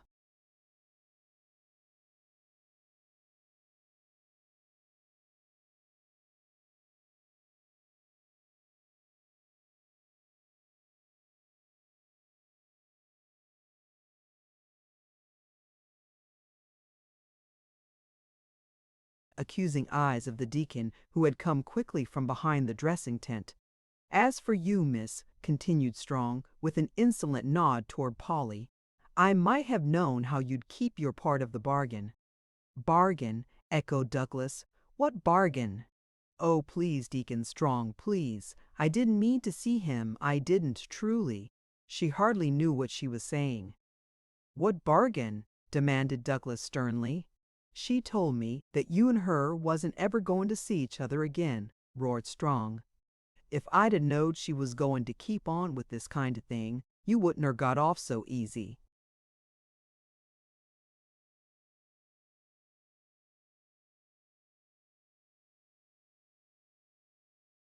"So, that's it," cried Douglas.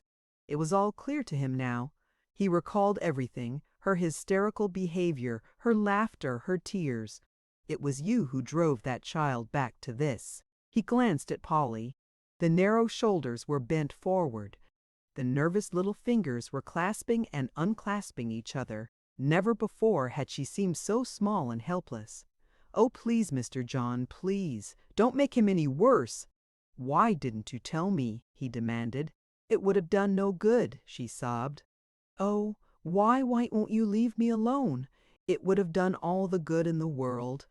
What right had he to send you back to this?" "I had every right," said Strong stubbornly.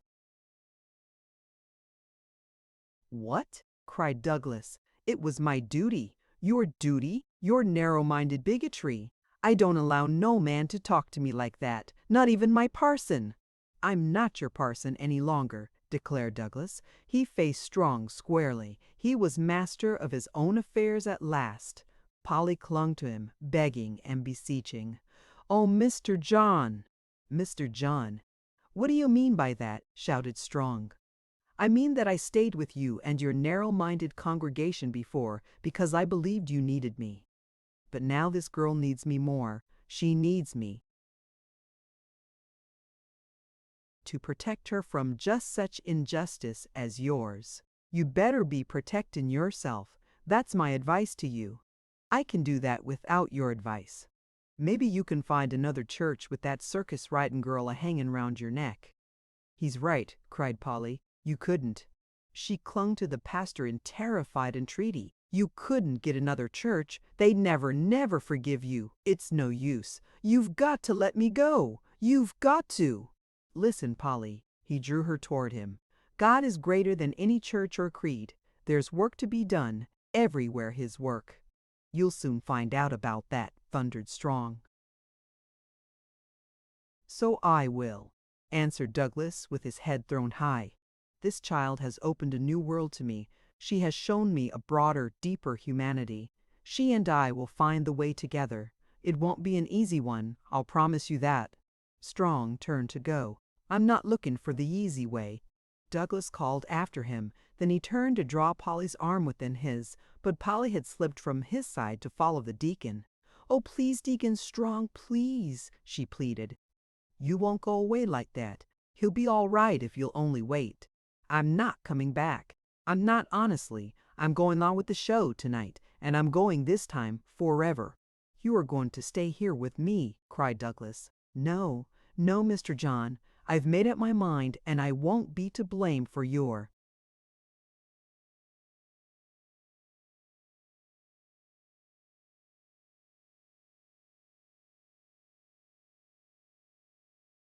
unhappiness. She faced him firmly now. "I don't belong to your world, and I don't want to try anymore. I'm what he called me. I'm a circus riding girl. I was born in the circus, and I'll never change. That's my work riding, and it's yours to preach. You must do your work, and I'll do mine." She started toward the ring. Alois and Barbarian were already waiting at the entrance. "Alois!"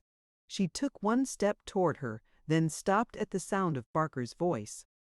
"Ladies and gentlemen," he called, "although we are obliged to announce that our star rider, Miss Polly, will not appear tonight, we offer you in her place an able substitute, Mademoiselle Eloise, on her black, untamed horse, Barbarian." Eloise put her hands on the horse's back to mount.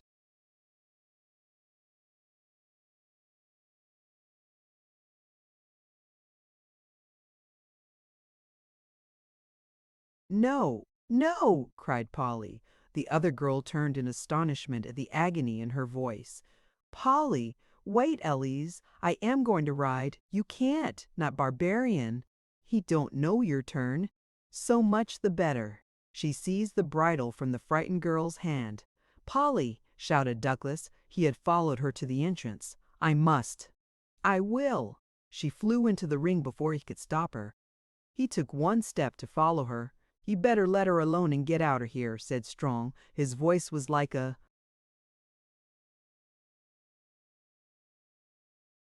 firebrand to Douglas. He turned upon him, white with rage. "You drove her to this." His fists were clenched. He drew back to strike. Jim came from behind the wagons just in time to catch the uplifted arm. "Leave him to me. This ain't no parson's job." The pastor lowered his arm but kept his threatening eyes on the deacon's face. "Where's Pole?" asked Jim. "In there." Douglas pointed toward the main tent. Without turning his head, he was still glaring at the deacon and breathing hard. "What?" cried Jim in alarm. He faced about and saw Eloise. He guessed the truth. A few quick strides brought him to the entrance curtains. He threw them back and looked into the ring.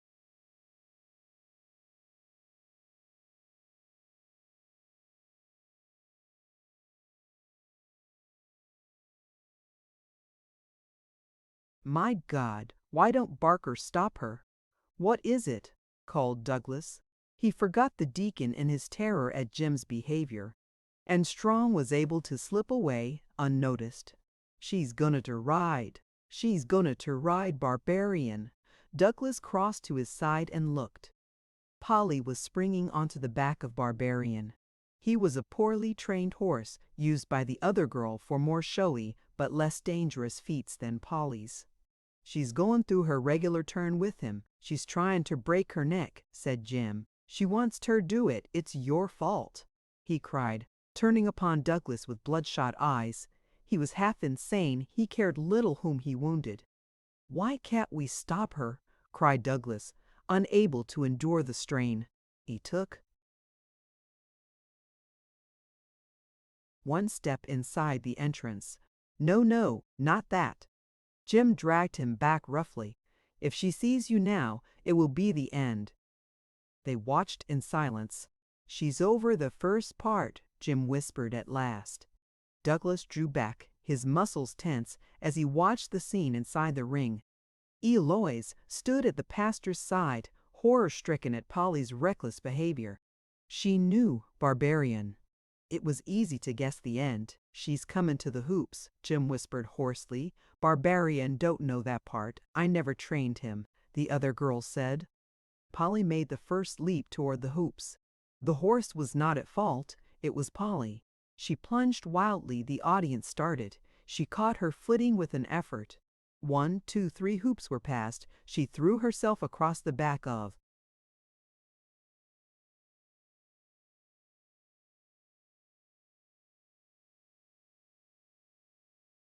the horse and hung, head downward, as he galloped around the ring. The band was playing loudly. The people were cheering. She rose to meet the last 2 hoops. "She's swayin'," Jim shrieked in agony. "She's going to fall." He covered his face with his hands. Polly reeled and fell at the horse's side. She mounted and fell again. She rose and staggered in pursuit. "I can't bear it," groaned Douglas. He rushed into the ring, unconscious of the thousands of eyes bent upon his black ministerial garb, and caught the slip of a girl in his arms just as she was about to sink fainting beneath the horse's hooves. Barker brought the performance to a halt with a crack of his whip. The audience stood on tiptoe. White-faced clowns and gaily attired acrobats crowded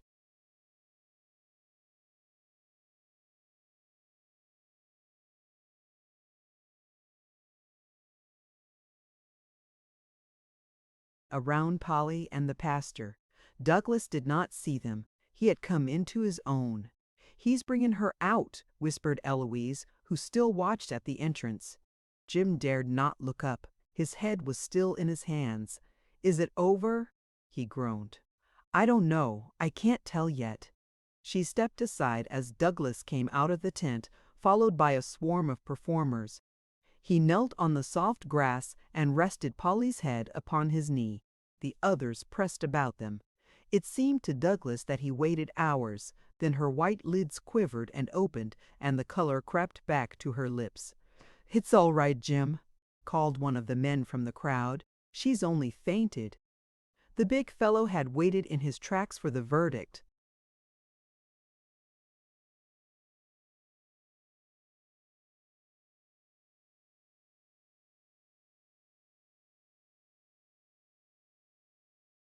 Polly's eyes looked up into those of the parson. A thrill shot through his veins. It was no use, was it? She shook her head with a sad little smile. He knew that she was thinking of her failure to get out of his way. "That's because I need you so much, Polly, that God won't let you go away from me." He drew her nearer to him, and the warm blood that shot to her cheeks brought back her strength. She rose unsteadily and looked about her.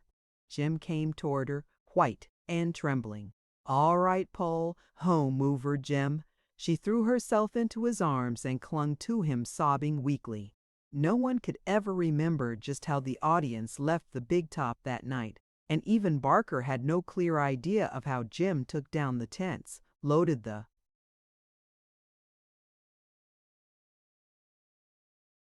great wagons, and sent the caravan on its way.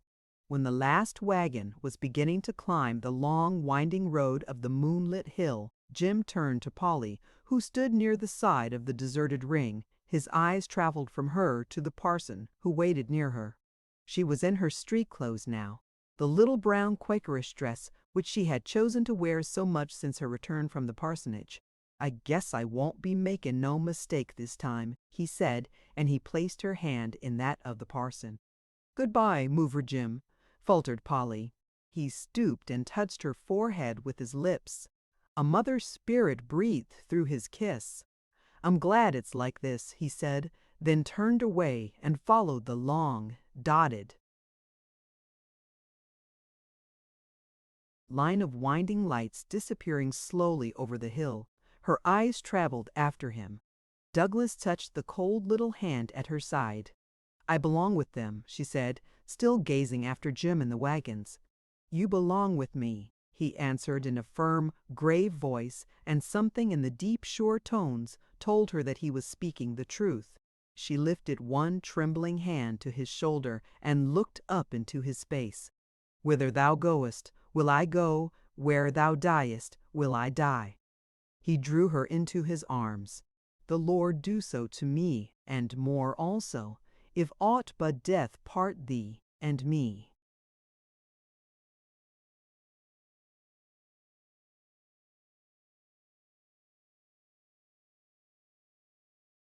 The end. Thank you for listening to this story. I hope you enjoyed the journey, the characters, and the world they carried with them. If you enjoyed this audiobook, please subscribe to the channel and leave a comment below. Your support helps keep these stories alive and allows more timeless books to be shared with listeners around the world. Until next time, thank you for listening.